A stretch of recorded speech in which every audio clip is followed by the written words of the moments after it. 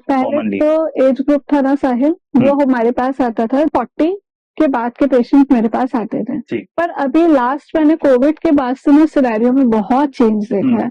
19 years के बच्चे आ रहे हैं, मैम सर्वाइकल पेन हो रहा है। उनको ये नहीं पता कि वो सर्वाइकल ही है, पर उन्होंने गूगल पे सर्च किया नेक पेन में सर्वाइकल पेन, क्योंकि उनको ना ऐसा फीडबैक उनके दिमाग में हो गया है कि हम फिजियोथेरेपी तो कराएंगे कराएंगे, वो तो मैं बाद में भी कराएंगे, तो हम पहले सर्जरी करवा लेते हैं। आजकल जैसे मॉडर्न लाइफस्टाइल हो गई है लोगों की, तो क्या होना चाहिए कि वो हेल्थ इश्यूज से बचे रहे वो? एक तो जो है जो कि हाइपर एक्टिव है, उनको सुबह जिम भी जाना है, फिर आके अपना काम भी करना है, फिर वो ट्रेडमिल पे भी भाग रहे, मतलब वो एनी हाउ कर रहे हैं। हमेशा 12 घंटे जिम करना इज नॉट अ नेसेसरी। कहना है हमारे बुजुर्गों का, जैसे आपने अभी मेंशन किया नीचे बैठने वाली चीज, तो उनका ऐसा मानना होता है कि खाना खाते टाइम भी हम अगर चेयर की जगह नीचे बैठे तो फिजिकली हमको हेल्प करता है, ऐसा कहना है, मैंने सुना है अपने दादा दादी से भी।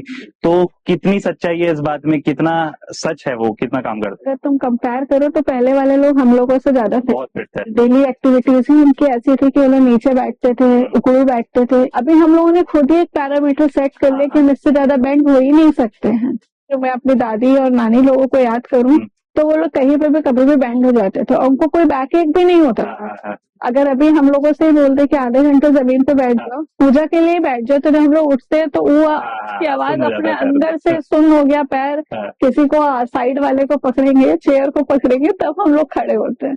इसमें बेसिकली फिजियोथेरेपिस्ट क्या करता है, दो तरीके से डिवाइड करते हैं उसको। एक में एक्सरसाइज थेरेपी बताते हैं, एक इलेक्ट्रो थेरेपी। एक्सरसाइज थेरेपी में हम लोग पर्टिकुलर मसल्स को टारगेट करते हैं और उसके हम स्ट्रेंथनिंग एक्सरसाइजेस कराते हैं। हेलो एंड वेलकम टू ये स्कूल, जहां पर हम आप सभी को अवेयर करेंगे मेंटल एंड फिजिकल हेल्थ से रिलेटेड। आज हमारे साथ है डॉक्टर अर्जिता भटनागर जी, जिन्होंने मास्टर्स किया है ऑर्थोपेडिक्स में from Jaipur, internship in king George medical college from Lucknow, and she is x physiotherapist in HAL hospital Amethi, work with Mayo Hospital Lucknow, and she also got clinical appreciation award. Very very congratulations ma'am for your achievements. Thank you. तो मैं आपसे जानना चाहूंगा कि आपकी journey कैसे start हुई as a physiotherapy? मेरी जर्नी तो बाय फेट स्टार्ट हुई, जैसे कि 10+2 बायो तो सबको दिखाई देता है कि बस डायरेक्ट डॉक्टर बनना है, उसके अलावा कुछ दिखाई नहीं देता। जैसे कि 12th के साथ मैंने एग्जाम्स दिए, हुआ नहीं, मैंने ड्रॉप लेने का आइडिया लिया, पर मेरी एक फ्रेंड ने फिजियोथेरेपी का फॉर्म भरा था, तो हम 3 फ्रेंड्स ने जाके फॉर्म भर दिया। उन दोनों का सिलेक्शन नहीं हुआ, मेरा सिलेक्शन हो गया और मैं इस फील्ड में आ गई। पर मैं बहुत लकी हूँ कि मैं इस फील्ड में आई, क्योंकि इससे अच्छी कोई फील्ड फीमेल्स के लिए है नहीं। तो मतलब पहले से एकदम दृढ़ निश्चय था कि करना है, या बाद में ही हुआ ऐसे करते करते? बाद में ही हुआ। मेरा तो सिंपल था कि मैं मेडिकल में जाऊंगी, MBBS करके मैं ऑर्थोपेडिशियन बनूंगी, पर बनना ऑर्थोपेडिशियन ही था। और शायद फेट को भी यही था कि मुझे घुमा फिरा के जो मैंने मास्टर्स किया वो अपना ऑर्थोपेडिक्स में किया। तो जो बचपन से मेरा ड्रीम था वो कहीं ना कहीं जाके मैंने फुलफिल कर लिया आफ्टर सो लॉन्ग। काफी टाइम लगा, क्योंकि मैंने अपना मास्टर्स अपनी डॉटर के होने के बाद किया है।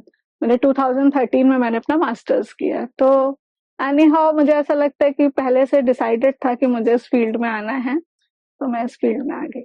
ठीक है। और जैसे मैम बहुत लोग बनना चाहते हैं फिजियोथेरेपिस्ट, बट उनको पता नहीं है कि क्या ऑप्ट करना चाहिए, क्या सब्जेक्ट ऑप्ट करना चाहिए, तो प्लीज उनको बताइए कि क्या ऑप्ट करना चाहिए उनको। फिजियोथेरेपिस्ट बनने के लिए 10+2 बायो तो होना ही चाहिए। पहले ऐसा नहीं था कि हमें नीट का एग्जाम देना कंपलसरी होता था, पर आज की डेट पे क्या हो गया कि हमें नीट का एग्जाम देना कंपलसरी है। आप नीट का एग्जाम देंगे, उसके बाद लिस्ट ऑफ कॉलेजेस है, उसमें आपकी रैंकिंग के हिसाब से आपको एडमिशन मिलता है। प्लस इसके साथ साथ आपको ना फिजिकली फिट होना बहुत जरूरी है, क्योंकि ये फील्ड ऐसी है जिसमें आपको ना फिजिकली बहुत एक्टिव रहना पड़ता है। हम लोग सोचते हैं कि मेडिकल प्रोफेशन वाली फील्ड है, बस पेपर पेन पे लिखना है, पर इसमें नहीं है। इसमें पेशेंट अगर 80% दे रहा है तो 20% पूरा फिजियो का रोल है। तो मैं बोलती हूँ किसी को भी ऑप्ट करना है इस फील्ड को, तो पहले तो 10+2 बायो अच्छे से करे, नीट का एग्जाम दे और फिजिकली अपने आप को फिट रखे, तो फिर आप इस फील्ड के लिए परस्यू कर सकते हैं। 4.5 ईयर का कोर्स होता है, जिसमें 6 मंथ्स की इंटर्नशिप होती है, जो कि रोटेटरी होती है। रोटेटरी मीन्स होता है कि आपको डिफरेंट डिफरेंट डिपार्टमेंट्स में जाके 1 मंथ का कोर्स करना पड़ता है वहां पे। फिर जब वो आपको सर्टिफिकेट देते हैं, then you are eligible for do the practice. तो जैसा कि मैम आपने कहा कि जो खुद फिजियोथेरेपिस्ट होता है उसको भी काफी फिट रहना पड़ता है, ठीक है। तो उसके लिए क्या एक्सरसाइजेस जरूरी है और उसको क्या रिकमेंड करना चाहिए एक्सरसाइज में? देखिए, फिजियोथेरेपिस्ट को जैसे मैंने बोला कि एक्टिव होना चाहिए, मेरे को लगता है क्वालिटी ऑफ लाइफ पे काम करना चाहिए। एक्सरसाइजेस आपके कोई भी करो, वो आपको मोर और लेस आपकी एक्टिविटीज को इंक्रीज करना चाहिए। आप सिंपल वॉकिंग कर सकते हो, जॉगिंग कर सकते हो, योगा कर सकते हो, और इन सबको एक एक्टिविटी का पार्ट बना के ना, अगर आप इसको रेगुलरली करते हो तो आपकी क्वालिटी ऑफ लाइफ इंप्रूव होगी, आपकी हेल्थ अच्छी होगी, प्लस आपका मेंटल पीस होगा। क्योंकि किसी भी पेशेंट को देखने से पहले ना लिसनिंग स्किल्स बहुत बेटर होने चाहिए आपके। आपके पास कोई पेशेंट आया और आप अपने सवालों दिमागों में उलझे हुए हो, तो आप पेशेंट को ट्रीट कर ही नहीं सकते हो। मेंटल पीस के लिए ना आपको खुद को कूल एंड काम रखना बहुत जरूरी है। इसलिए अगर आप एक सेट ऑफ रूल फॉलो करते हो अपनी लाइफ में, एक सिस्टम फॉलो करते हो, जैसे मैं रेगुलरली 30 मिनट्स की वॉक करती ही करती हूँ। उसमें मेरे साथ में कोई हो या नहीं हो मेरे लिए मैटर नहीं करता, क्योंकि उतनी देर में मुझे पूरे दिन में क्या प्लान करना है, मेरे को किस चीज पे काम करना है, मैं उसके ऊपर वर्क करती हूँ। तो वो मुझको काफी हेल्प करता है। तो जैसे आपने कहा कि मेंटल पीस के लिए भी, तो मैं ये जानना चाहूंगा कि जो एक्सरसाइजेस आप बोल रही हैं, फिजिकली वो डेफिनेटली हेल्प करती है, मेंटली वो कितना हेल्प करती है एक पर्सन को? अब जैसे आप रोज वॉकिंग पे जाते हो, फॉर एग्जाम्पल साहिल, आप रोज वॉकिंग पे जाते हो, मैं भी रोज वॉकिंग पे जाती हूँ। हम दोनों एक दूसरे से एनी हाउ टकराते हैं, थोड़े दिनों बाद एक स्माइल पास ऑन होने लगती है, एक सोशल इंटरेक्शन होता है, आपका एक सर्कल डेवलप होने लगता है। मोर और लेस आप कहीं ना कहीं उस पर्सन से कनेक्ट करते हो, आपकी एक एनर्जी मैच करती है। तो ये सब जो कुल मिला के होता है ना, आप कहीं बाहर जाते हो, ठंडी हवा आपको लग रही है, आपके पास ना फोन है ना आपके पास कोई मीडियम है, आप बस जैसे स्माइल कर रहे हो और वॉक कर रहे हो, तो आपको कहीं ना कहीं वो एक सिंपल काइंड ऑफ मेडिटेशन है जो आपको हेल्प कर रहा है। तो वो आपको हेल्प करेगा। तो जैसे मैम आजकल जैसे मॉडर्न लाइफस्टाइल हो गई है लोगों की, ठीक है, तो मॉडर्न लाइफस्टाइल के साथ ना न्यू हेल्थ इश्यूज भी आते हैं, ठीक है, तो अभी के जैसे लाइफस्टाइल हो गई है लोगों की, उस हिसाब से आप उनको क्या सजेस्ट करना चाहेंगे कि एक रेगुलर रूटीन में ये एक्सरसाइजेज होनी चाहिए, रूटीन होना चाहिए, तो क्या होना चाहिए कि वो हेल्थ इश्यूज से बचे रहे वो? अभी देखो, मॉडर्न लाइफ स्टाइल में ना मैं बहुत इजीली कैटेगराइज करती हूँ, दो तरीके के लोग हैं। एक तो जो है जो कि हाइपर एक्टिव है, उनको सुबह जिम भी जाना है, फिर आके अपना काम भी करना है, फिर वो ट्रेडमिल पे भी भाग रहे, मतलब वो एनी हाउ कर रहे हैं। और एक ग्रुप ऐसा है जो कि कुछ नहीं करना चाहता। तो जो कर रहे हैं उनको मैं ये बोलती हूँ, उतना करो जितना यूजफुल है। हमेशा 12 घंटे जिम करना इज नॉट अ नेसेसरी, या 12 घंटे आपको वॉक करना है या 4 घंटे वॉक करना है, ऐसा कुछ नहीं होता। आपने सबको देखा होगा, सब रिस्ट बैंड पहने हुए, मैं भी पहने रहती हूँ हमेशा। इतने स्टेप्स होने ही होने, वो स्टेप्स मैटर करते हैं आप कैसे कर रहे हो। घर में घूम घूम के कर रहे हो, वो स्टेप्स मैटर नहीं कर रहे, है ना। बैंड्स का यूज क्या है कि आप रोड पे वॉक कर रहे हो, आपके 8,000 स्टेप्स हो रहे हैं, वो आपको यूजफुल है। ठीक है, मैं आजकल के जनरेशन को यही सजेस्ट करती हूँ, सुबह थोड़ा वॉक करो, उसके बाद अपना वर्क करो, अपनी एक्टिविटी से उठो। जो हम लोग 3-4 घंटे एक ही जगह बैठे रहते हैं, फोन पे अगर हम लोग आ गए तो हम इंस्टा अगर हमारा एक बार खुला तो आधे घंटे से पहले बंद नहीं होता। तो उस एक्टिविटी को छोड़ो, अगर आप फोन पे बात कर रहे हो तो वॉक करो। डेली एक्टिविटीज में आप अपने आप को चेंज कर सकते हो। जैसे आपने खाना खा लिया, आफ्टर डिनर आप 5 मिनट के लिए रूम में ही वॉक करो। हम लोग क्या करते हैं, डिनर खाया, टीवी चलाया और बैठ गया, आधा घंटा हमने अपना वेस्ट कर दिया, नहीं तो हमने लेट के फोन स्क्रॉल किया।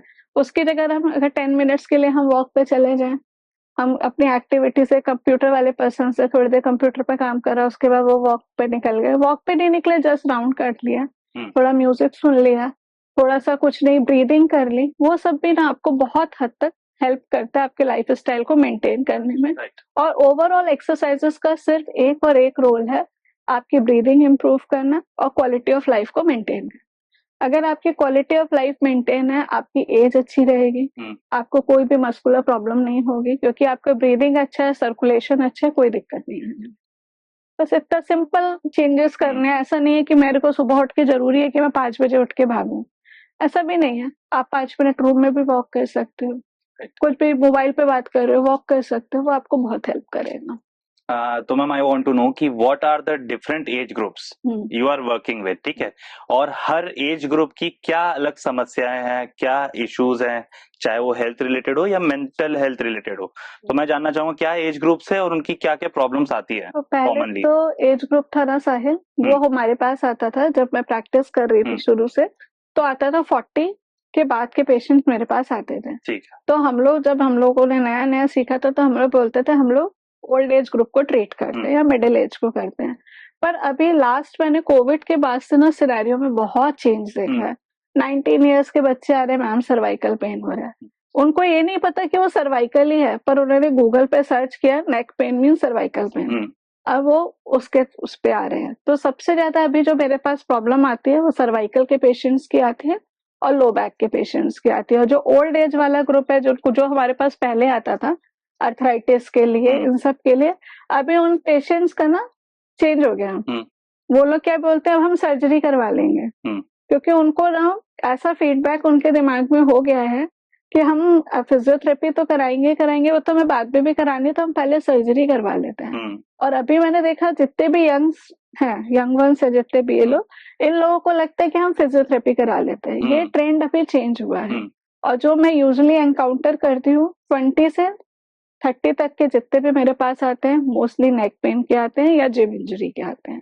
और उसके बाद का जो एज ग्रुप आता है 40 से 60 वाला, वो बेसिकली आता है low back pain, frozen shoulder के पेशेंट्स बहुत आते हैं। तो वो पेशेंट्स आते हैं मेरे पास ज्यादातर। तो जैसे आपने कहा कि ओल्ड एज ग्रुप वाले जिनको आर्थराइटिस है, ठीक है, वो लोग सोचते हैं कि सर्जरी करवा लेते हैं।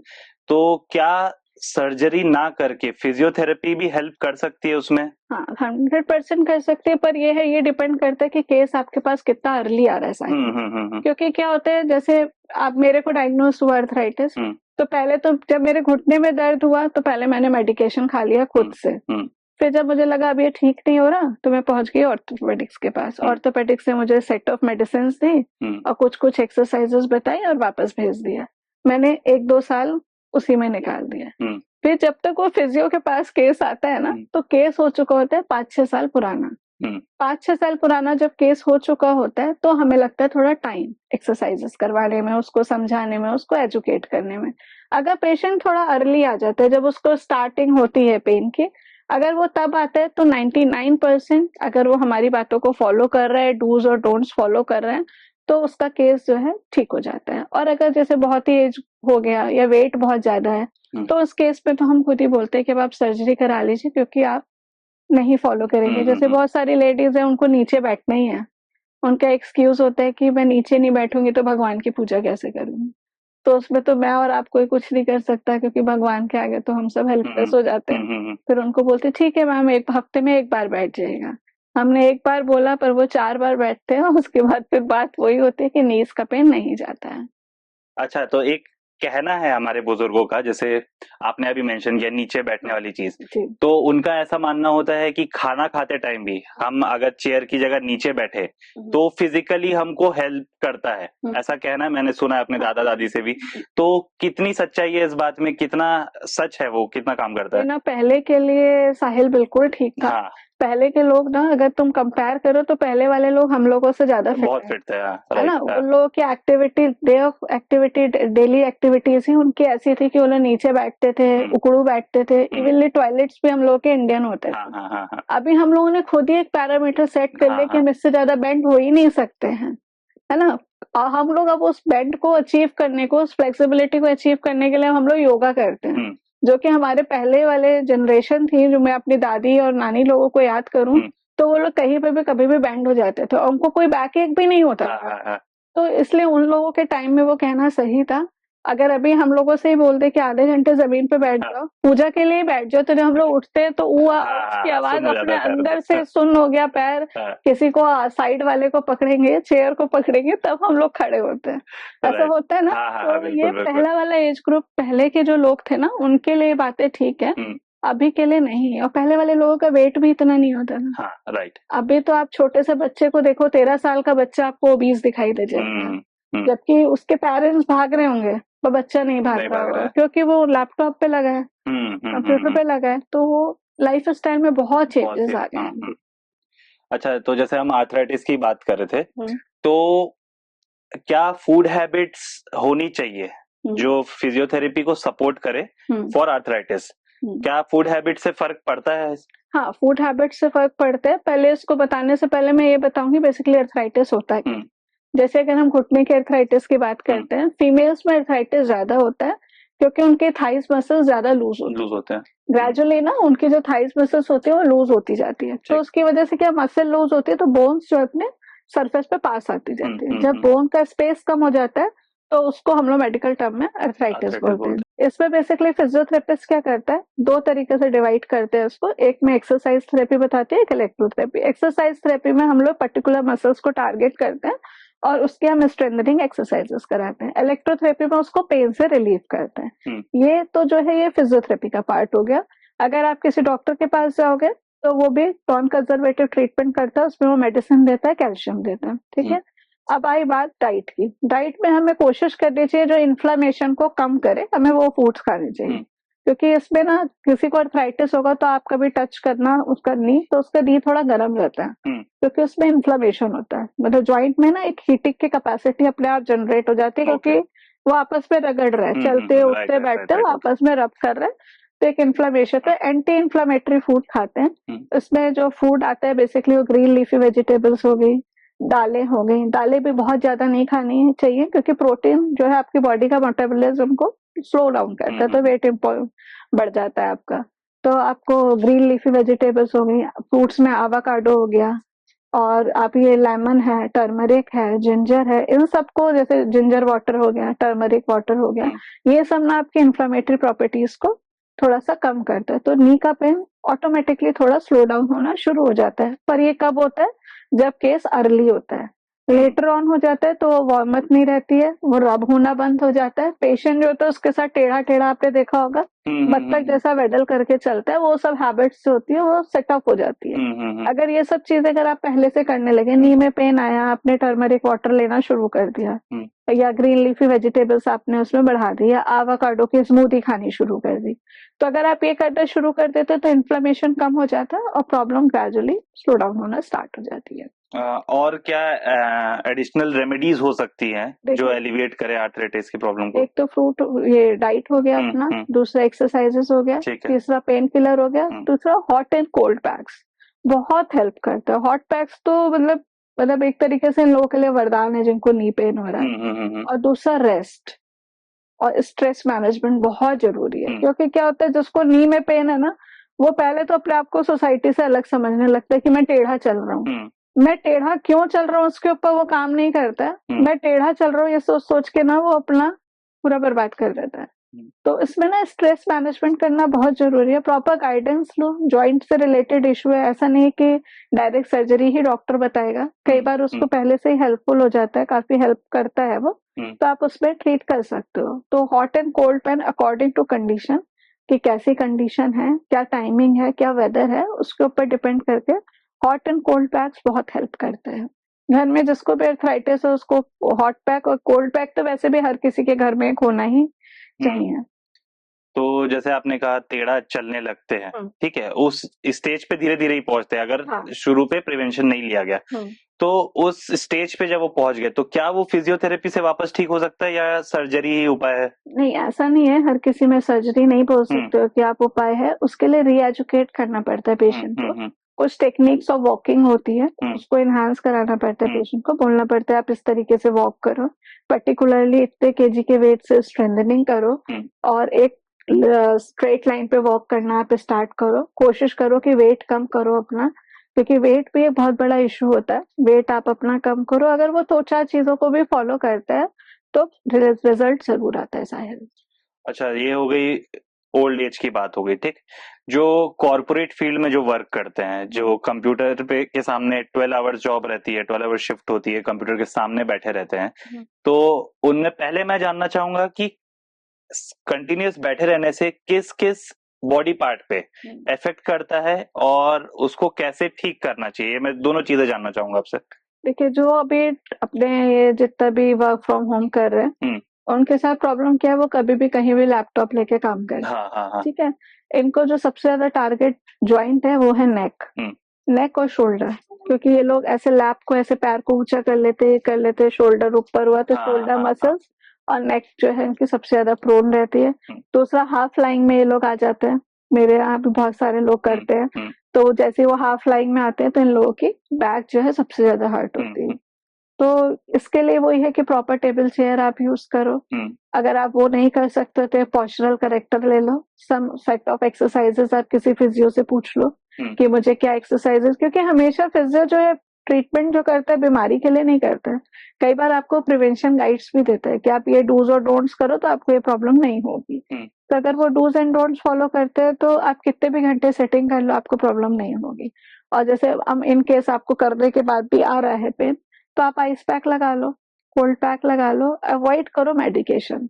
मैं हर किसी को बोलती हूँ कि मेडिकेशन को अवॉइड करो अनटिल अनलेस वो आपके लिए बहुत ज्यादा जरूरत नहीं हो, तब तक मत कीजिए। अगर आप पेन बियर कर सकते हो, हॉट एंड कोल्ड पैक के थ्रू रिलैक्स हो सकते हो, तो आप उसको यूज करो। तो जैसे मेडिकेशन की बात की करी आपने, तो मेडिकेशन सिर्फ पेन के लिए ही होता है ना, मतलब as such physiotherapy is completely exercise process, है ना? ठीक है। तो मैम जैसे हमने कॉमन डिजीजेज और इंजरीज की बात की, ठीक है, तो एग्जैक्टली थोड़ा बताइए आप कि फिजियोथेरेपी एग्जैक्टली किन इंजरीज और डिजीजेस में हेल्पफुल होता है? देखिए, अगर हम सेगमेंट वाइज बात करते हैं, पहले हम बात करते हैं अपर बॉडी के। अपर बॉडी में जो कि हमारा सबसे ज्यादा अफेक्ट करता है वो नेक है, शोल्डर्स है। उसके बाद अगर हम मिडिल बॉडी पर आते हैं तो हमारे एल्बोज को बहुत इंजर्ड होते हैं, और आजकल के जो ये हाईटेक वाले जितने भी ये टेक्नीशियन जितना कंप्यूटर पे वर्क कर रहे हैं, उन सबके रिस्ट पे बहुत प्रॉब्लम होती है। फिर हमारा लोअर बैक, वो भी इंजर्ड होता है, हम लोग उसको भी ट्रीट करते हैं। फिर नीज पे आ गए तो हम arthritis, meniscal injury, ligament injury और क्या कहते हैं पटेलर फ्रैक्चर, ये सब पर आ गए। फिर नीचे जाते हैं तो काफ में भी पेन आजकल बहुत कॉमन है। उसके बाद अपन आते हैं एंकल जॉइंट्स पे, तो एंकल पे पेन आता है। तो लिस्ट ऑफ जो डिजीजेस है या इंजरीज है, neck pain, frozen shoulder, tennis elbow आपने बहुत नाम सुना होगा, wrist pain, carpal tunnel syndrome, finger में नंबनेस, अधिकतर लोग बोलते हैं मेरी फिंगर नंब हो जाती है। उसके बाद बैक एक में भी बहुत सारे है, स्लिप डिस्क है, मस्कुलर पेन है, काफ नीज में पेन आता है, तो नीज में पेन आने के अर्थराइटिस है, मेनिस्कल इंजरी है, लिगामेंट इंजरी है। एंकल पे हमारा, एंकल में बेसिकली जो पेन आता है ना वो ट्विस्ट, स्प्रेन इनकी वजह से आता है या फिर फ्रैक्चर की वजह से आता है।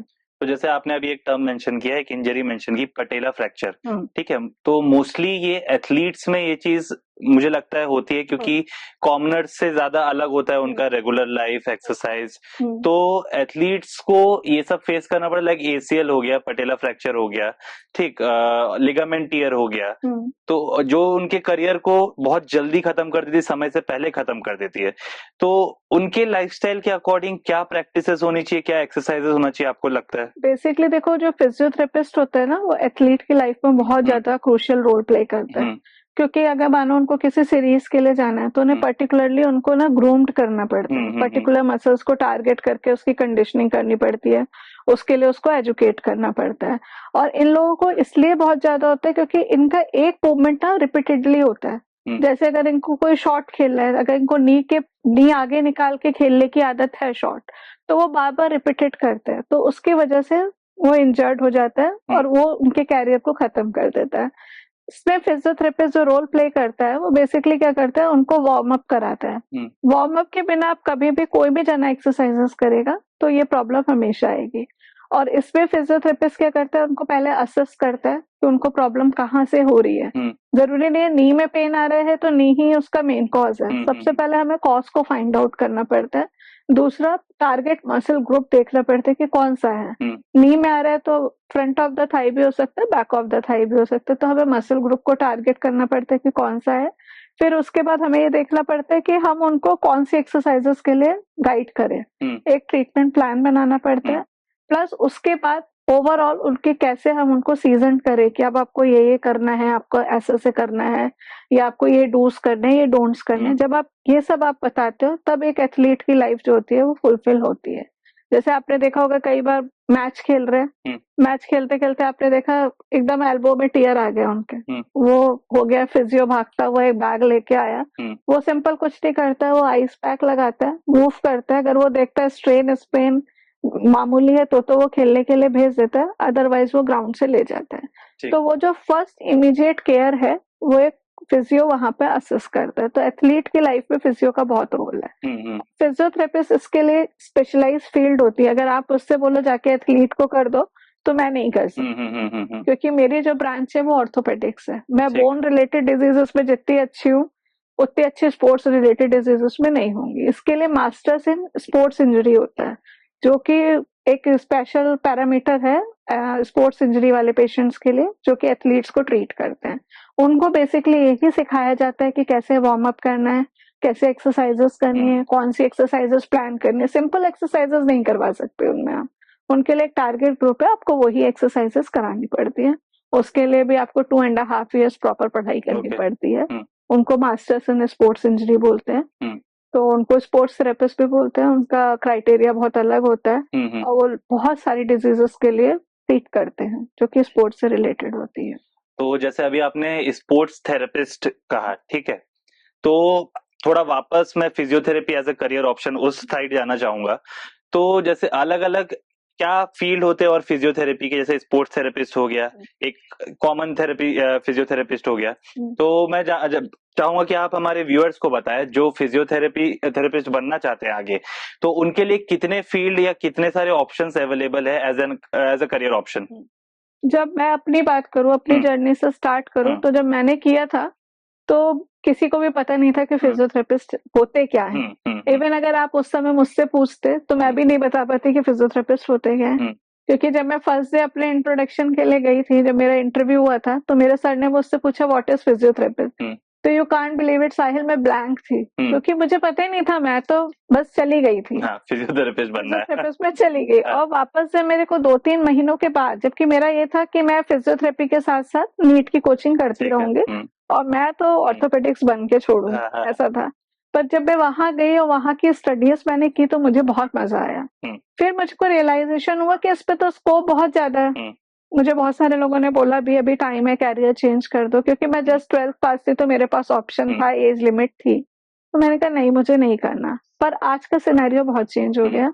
आजकल फिजियोथेरेपिस्ट के पास 6 अपनी डिफरेंट फील्ड्स हैं मास्टर्स, जिसमें वो कर सकता है। फर्स्ट है न्यूरो, जो न्यूरो के पेशेंट, जो आपने देखा होगा पैरालिसिस वगैरह के पेशेंट्स को ट्रीट करते हैं, या न्यूरो रिलेटेड प्रॉब्लम्स को, ब्रेन से जो प्रॉब्लम्स आती हैं उनसे रिलेटेड फिजियोथेरेपी करते हैं, उनको न्यूरो फिजियोथेरेपिस्ट बोलते हैं। फिर ऑर्थोपेडिक्स, जो कि मैं हूँ। स्पोर्ट्स, जैसे मैंने बताया, एथलीट्स वाले बच्चे करते हैं। पीडियाट्रिक्स, जो कि बेसिकली एक सेगमेंट होता है बच्चों के लिए, जो कि बच्चे फिजिकली डिसेबल्ड होते हैं, जैसे सेरेब्रल पाल्सी आपने सुना होगा। इन बच्चों को क्या होता है, बचपन से पैरालिसिस होती है, उनका ऑक्सीजन लेवल कम हो जाता है पैदा होते टाइम, वो रोते नहीं। आपने सुना होगा ना, देखो डॉक्टर बोलते हैं बच्चा रोया नहीं, तो जो बच्चा रोता नहीं है उसको लैक ऑफ ऑक्सीजन हो जाता है, उसके ब्रेन में ऑक्सीजन नहीं पहुंचती, तो उसके पर्टिकुलर सेट ऑफ ब्रेन जो होता है ना, वो डेवलप नहीं होता, तो उसके कुछ मूवमेंट जो माइलस्टोन होते हैं वो डिले हो जाते हैं। इसको हम लोग सेरेब्रल पाल्सी बोलते हैं। पर्टिकुलरली जो ये पीडियाट्रिक्स वाले फिजियोथेरेपिस्ट होते हैं वो उसमें डील करते हैं। अब इसमें ना कुछ फेलोशिप कोर्सेज भी होने लगे हैं, उसमें से एक मैंने भी किया हुआ है दिल्ली से। तो वो फील्ड बहुत कमिटेड फील्ड है, उसको आप ऐसे नहीं ले सकते। अगर आपने स्टार्ट किया है तो टिल द एंड आपको बच्चे के साथ रहना है, जब तक उसके पेरेंट्स होप नहीं छोड़ रहे हैं, ठीक है। फिर एक फील्ड आती है गायनेकोलॉजी। गायनेकोलॉजी वाली यहाँ पे बहुत ज्यादा नहीं चलती है, वो बाहर के सिटीज में, कंट्रीज में ज्यादा चलती है, यहाँ पे नहीं है। कार्डियोपल्मोनरी, अभी आपने देखा होगा कोविड के टाइम पे चेस्ट फिजियोथेरेपी, परकशन बहुत सुना हमने। वो जो होता है वो चेस्ट फिजियोथेरेपिस्ट होते हैं, वो कार्डियोपल्मोनरी, मास्टर्स इन कार्डियोपल्मोनरी करते हैं। ये 5-6 फील्ड्स होती है जिसमें हम लोग काम करते हैं, ठीक है। और दूसरा क्या है, जैसे जैसे आप इसके अलावा फेलोशिप कोर्सेज कर सकते हो, जैसे कि कपिंग है, निडलिंग है, अभी मैंने आपको बच्चों के लिए बताया, वो कोर्स कर सकते हो आप। इन सब में क्या है, कमिटमेंट चाहिए आपको और रेगुलरली चाहिए होता है। तो ये आपका एक क्राइटेरिया रहता है, इसमें आपको काम करना होता है। तो जैसे बच्चों में जो न्यूबॉर्न बेबीज होते हैं, कभी कभार उनमें भी कुछ बोन के इश्यूज होता है। जैसे मेरे फैमिली में ही एक बेबी है, तो उसके जो दोनों पैर हैं वो अंदर तरफ मुड़े हुए हैं, जिस वजह से वो चल नहीं पाता है, तो उसकी भी फिजियोथेरेपी चल रही है। तो ये कितना हेल्पफुल है और क्या एक्सरसाइजेस उस बच्चे को कराया जाना चाहिए? देखो, 2 तरीके का है, उसके नीज आपस में कितना डिफरेंस पर है, पास में है कि दूर में है, उसके अकॉर्डिंगली एक्सरसाइज प्लान होती है। Plus muscle exercise, muscle power check करनी पड़ती है, उसकी कौन सी मसल्स वर्क कर रही हैं। हर पर्सन के मसल्स का वर्क करने का तरीका अलग होता है। कुछ मसल जो होती है साथ में काम करते हैं, कुछ अगेंस्ट काम करते हैं, तो उसका असेसमेंट करना होता है। प्लस उसको अगर स्प्लिंट या कास्ट की जरूरत पड़ती है तो ऑक्यूपेशनल थेरेपिस्ट से कंसल्ट करके कास्ट या स्प्लिंट बनवानी बहुत जरूरी है, क्योंकि खाली एक्सरसाइज उसके पैर की शेप को ठीक नहीं कर सकती। राइट। एक फिजियोथेरेपिस्ट आपका बहुत अच्छा टर्म्स होगा तो 1 घंटा एक्सरसाइज करा देगा, लेटर ऑन 23 आवर्स उसके पेरेंट्स को लगना है, प्लस एक स्प्लिंट उसको देनी है ताकि उसका पैर स्ट्रेट हो जाए, और उसका एज ग्रुप कितना है उस पर डिपेंड करता है। और जैसे आपने कहा एक उसको सपोर्टर्स जो बोले, सपोर्टर्स भी एक टर्म यूज किया जाता है, चाहे वो बच्चों के लिए हो, बड़ों के लिए हो। और इंस्टाग्राम में जैसे आजकल सब स्क्रॉल करते हैं ना, तो इंस्टाग्राम में ना सपोर्टर्स को बहुत ज्यादा हाइप अप किया गया है। ठीक है, उसमें ऐसा दिखा देते, बैक सपोर्ट के लिए दिखाया जाता है कि एक बेल्ट होता है, उससे एकदम दिखा देते हैं कि ऐसा जो आदमी रहता है वो एकदम सीधा खड़ा हो जाता है। ठीक है, तो सपोर्टर्स कितने यूजफुल होते हैं, ये आप बताइए एग्जैक्टली कितने यूजफुल होते हैं। क्या होता है कि कई केसेस में, जैसे मैंने भी बात करते हैं बोला था कि हमें सपोर्टर यूज करना चाहिए, वो इन केसेस में हेल्प करते हैं कि जैसे कि इनिशियली है कोई भी चीज तो उस पर वो हेल्प करते हैं, या हमारी हैबिट हो गई है बैठने की। अब जैसे मेरी आदत तो मैं ऐसे करके बैठी तो मुझे सपोर्टर हेल्प करेंगे, पर वो कितनी देर पहन सकते हैं आप, 1 घंटा 2 घंटा। और कोई भी चीज ना मैजिक नहीं है, आपको अपने आप को रीएजुकेट करना, ये सब जो है एक आपको सिर्फ सपोर्ट सिस्टम देते हैं साहिल, उसके अलावा ना आपको एजुकेट अपने आप को ही करना पड़ेगा। मुझे ऐसे बैठना है, दैट इज माई चॉइस ना, कि मेरे को स्ट्रेट रहना है ना, तो ये इसके लिए मैंने अपने माइंड को एजुकेट किया हुआ ना कि मुझको तो अब ऐसे ही बैठना है, मेरे को बैंड नहीं होना, मुझे सपोर्टर की जरूरत है क्योंकि मेरे मसल्स में उतनी इनफ पावर है। तो ये एक क्रूशियल रोल तो नहीं प्ले करते, बस एक आपको हेल्प करते हैं फॉर द टाइम भी, कुछ देर के लिए आपको हेल्प करते हैं। तो वो जब आपको हेल्प करते हैं तो उसका रोल सिर्फ उतना ही है कि 2 से 3 घंटे बस वो आपको हेल्प करेंगे। लेटर ऑन एजुकेट आपको खुद ही होना पड़ेगा यार। तो जैसे मैम कुछ रेगुलर हैबिट्स बोली जाती है, जैसे बचपन से ही सुनते आ रहे हैं, ऐसे झुक के मत बैठो, सीधे बैठो, ऐसे, फिर जैसे कुछ ऐसे रिलेटेबल, तो क्या क्या रेगुलर ऐसे हैबिट्स होनी चाहिए जो एक अपने बोन्स को स्ट्रांग रखने में, एक हेल्दी बॉडी रखने में हेल्प करे, हमें क्या रेगुलर होना चाहिए सर? तो बैक एक मतलब अगर मैं डिजीज वाइज बात करती हूँ, क्योंकि आज सच ऐसे मैं बताऊंगी तो हर पर्सन का पोस्चर जो है अलग अलग है, मैं अलग तरीके से बैठती हूँ, आप अलग तरीके से बैठते हो। सबसे पहले बैक एक के लिए बताओ ना, बिना सपोर्ट की चेयर पे 5 मिनट स्ट्रेट बैठना बहुत जरूरी है। ठीक है, जैसे आपको सपोर्ट मिला आप फ्लैट हो गए आप जो फ्लैट हुए, आप अपने बैक को भी ना ईज में छोड़ दिए, जहां बैक ईज में आई, स्टमक बाहर आया और आपकी गई। तो आप कुछ नहीं करो, 5 मिनट के लिए विदाउट सपोर्ट की चेयर पे स्ट्रेट होके बैठ जाओ, कोई सपोर्ट नहीं देना, लेग्स लाइक दिस, और आप ऐसे करके बिल्कुल अपने आप को स्ट्रेट किया, आप ऐसे सोचो कि आप अपने सर से वॉल को टच कर रहे हो और आप स्ट्रेट होके बैठो। That is a auto stretching of your spine, और ये आपको इतना हेल्प करेगी साहिल कि आप कुछ समय बाद खुद ही बोलोगे कि मेरा हंचबैक होना छूट गया, क्योंकि मैं 5 मिनट करता हूँ, फिर वो मुझे अच्छा लगने लगता है, वो मैं 10 मिनट करने लगता हूँ, फिर वो मेरी हैबिट बन जाती है। तो ये जो एक प्रोसेस है ना कि मुझे ऐसा सीधा स्ट्रेट बैठना है, अगर मेरे को वॉक करनी है तो अपने हाथों को पीछे बांध लूंगा ताकि मेरे शोल्डर्स जो है पीछे की तरफ पीछे रहे। हाँ। क्या होता है, शोल्डर्स राउंडेड हो जाते हैं, बैक फैट बढ़ता जाता है, हमें पता नहीं चलता, तो शोल्डर्स को मैं पीछे बांध के चलूंगा। ठीक है, जनरल शोल्डर की एक्सरसाइजेस करूंगा, कुछ नहीं कर सकता तो मैं सिंपल मूवमेंट करूंगा बस। अगर आप इतना अपने नेक और बैक के लिए कर लेते हो तो आप फिजियोथेरेपिस्ट से कुछ समय के लिए तो दूरी बना सकते हो। पर जैसे आपने बोला ना ऐसे 5 मिनट बैठना, तो ये जितना आप इजीली बोले इतना इजी है नहीं है। या तो अगर मैं ऐसे 5 मिनट बैठा हूँ और या तो अगर मेरा ध्यान बातचीत में है तो मैं बात करते करते ऐसे हो जाऊंगा, और अगर इस पे ध्यान है तो मैं बात नहीं कर पाऊंगा। तो इसको हम शूट के बात करेंगे, बिल्कुल ठीक है। तो नेक्स्ट क्वेश्चन में मैं जाना चाहूंगा कि पैरालिसिस जो बोलते हैं वो एग्जैक्टली क्या होता है, and doctors do recommend physiotherapy in paralysis. तो पहले बताइए कि पैरालिसिस क्या होता है एंड फिजियोथेरेपी कैसे हेल्प कर सकती है उसमें।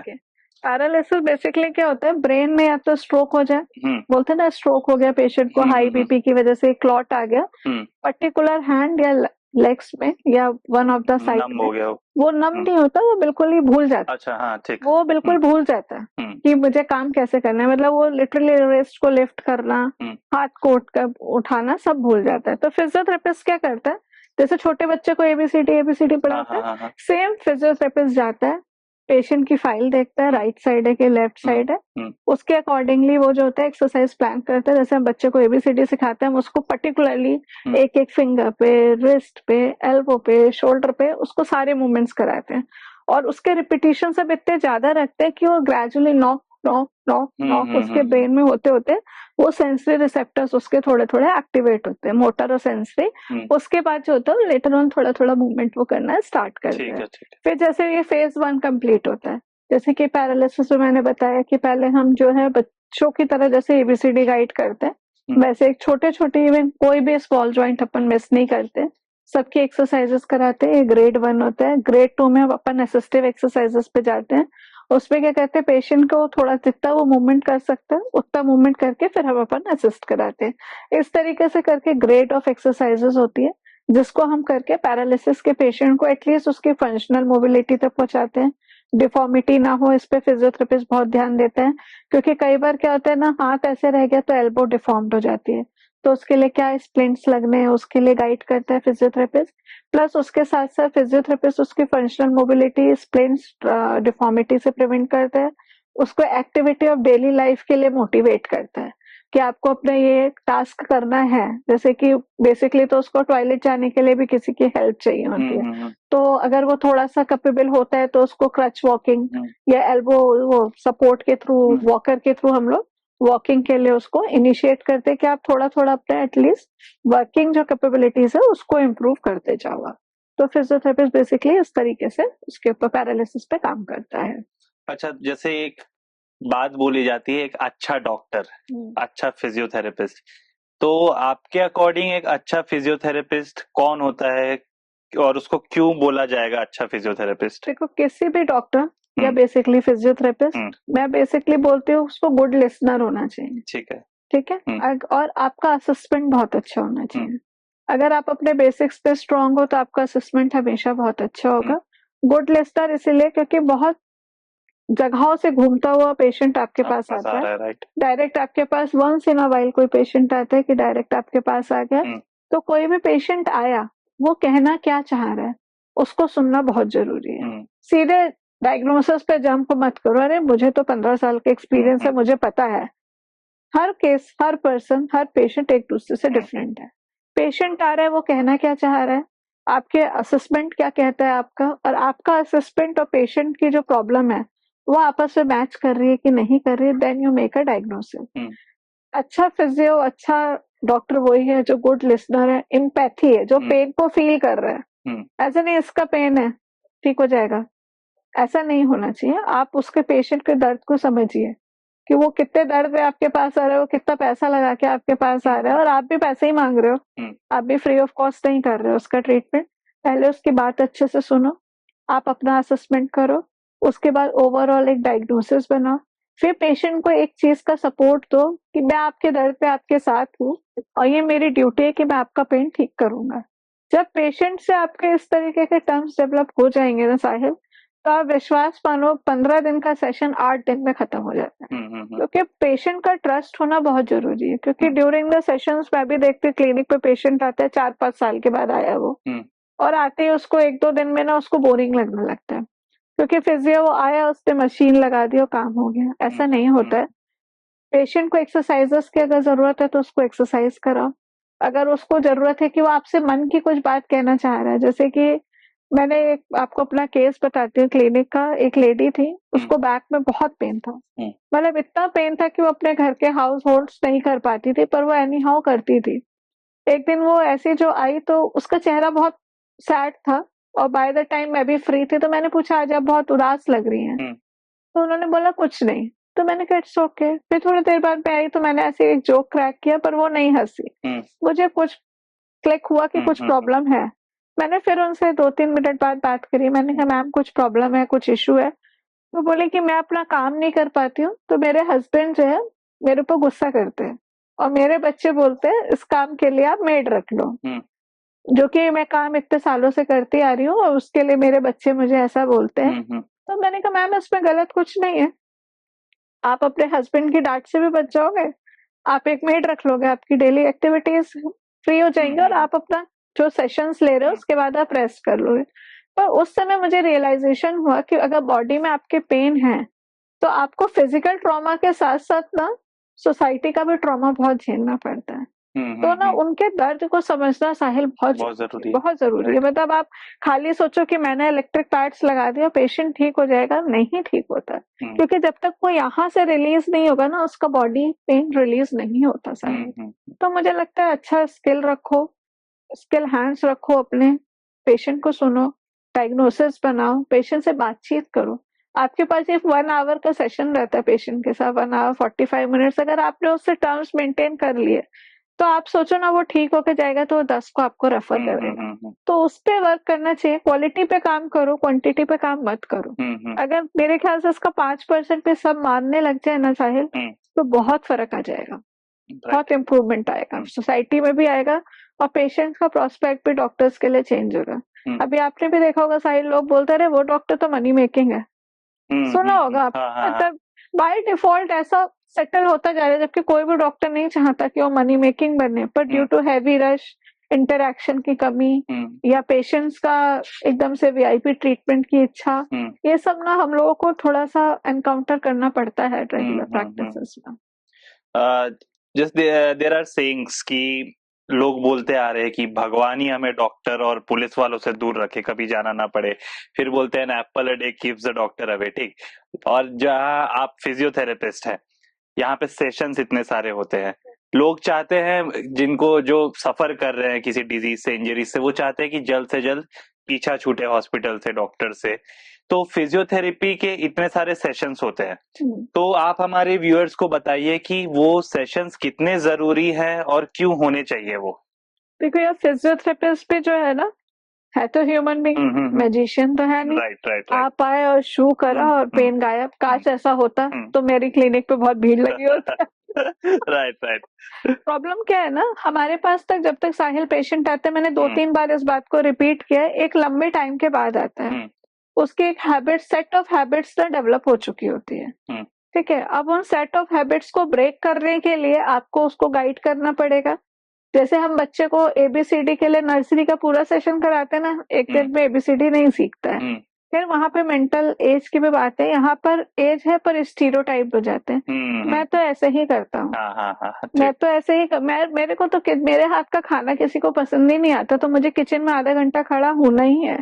तो ये सब चीजों को, उनके डे टू डे एक्टिविटीज को गाइड करने में ना साहिल सेशंस तो लगेंगे। एक दिन में अगर मैं किसी को बोलूं कि आप ये उंगली मत उठाओ, 5 मिनट बाद में वही उठा देगा। तो अभी अपने कन्वर्सेशन में हो रहा था कि मैं 5 मिनट से ज्यादा नहीं बैठ सकता, सेम प्रॉब्लम है। और क्या होता है, हम जो भी काम कर रहे होते हैं मसल्स के ऊपर कर रहे होते हैं, हमारा बोन से कोई लेना देना नहीं है।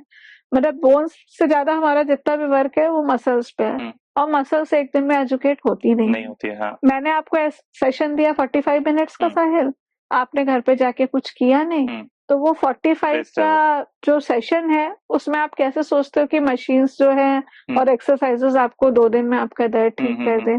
प्लस उसके अलावा मैंने आपको मना किया कि आप बिना बेल्ट के किचन में मत खड़े होइएगा, पर आपने घर पे जाकर, अरे मैं तो जल्दी में गई, मैं किचन में खड़ी हो गई, तो मैं कैसे उन सेशंस को कम कर दूं। तो इस वजह से ना फिजियोथेरेपिस्ट को थोड़े से सेशंस ज्यादा लगते हैं, और ज्यादा सेशंस लगता है एजुकेट करने में। ट्रीटमेंट में तो मैं खुद बोलती हूँ 1 हफ्ता आपकी पुरानी बीमारी को ठीक करने में लगेगा, 1 हफ्ता आपको एजुकेट करने में लगेगा, और लास्ट का 1 वीक जो है दोनों का कंबाइंड में आपको एक्सरसाइजेस गाइड करने में लगाओगे। तो 15 डेज तो साहिल ऐसे ही चले जाते हैं। उसमें 1-2 दिन पेशेंट गैप भी करता है, वो इसलिए गैप करते हैं कि मैं देख रहा था कि फिजियोथेरेपी के बिना आराम होगा कि नहीं होगा।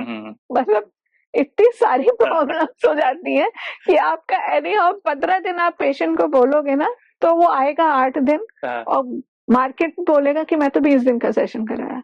मतलब ये जो प्रॉब्लम है ना साहिल, बहुत ही ज्यादा बड़ी है यहाँ पे।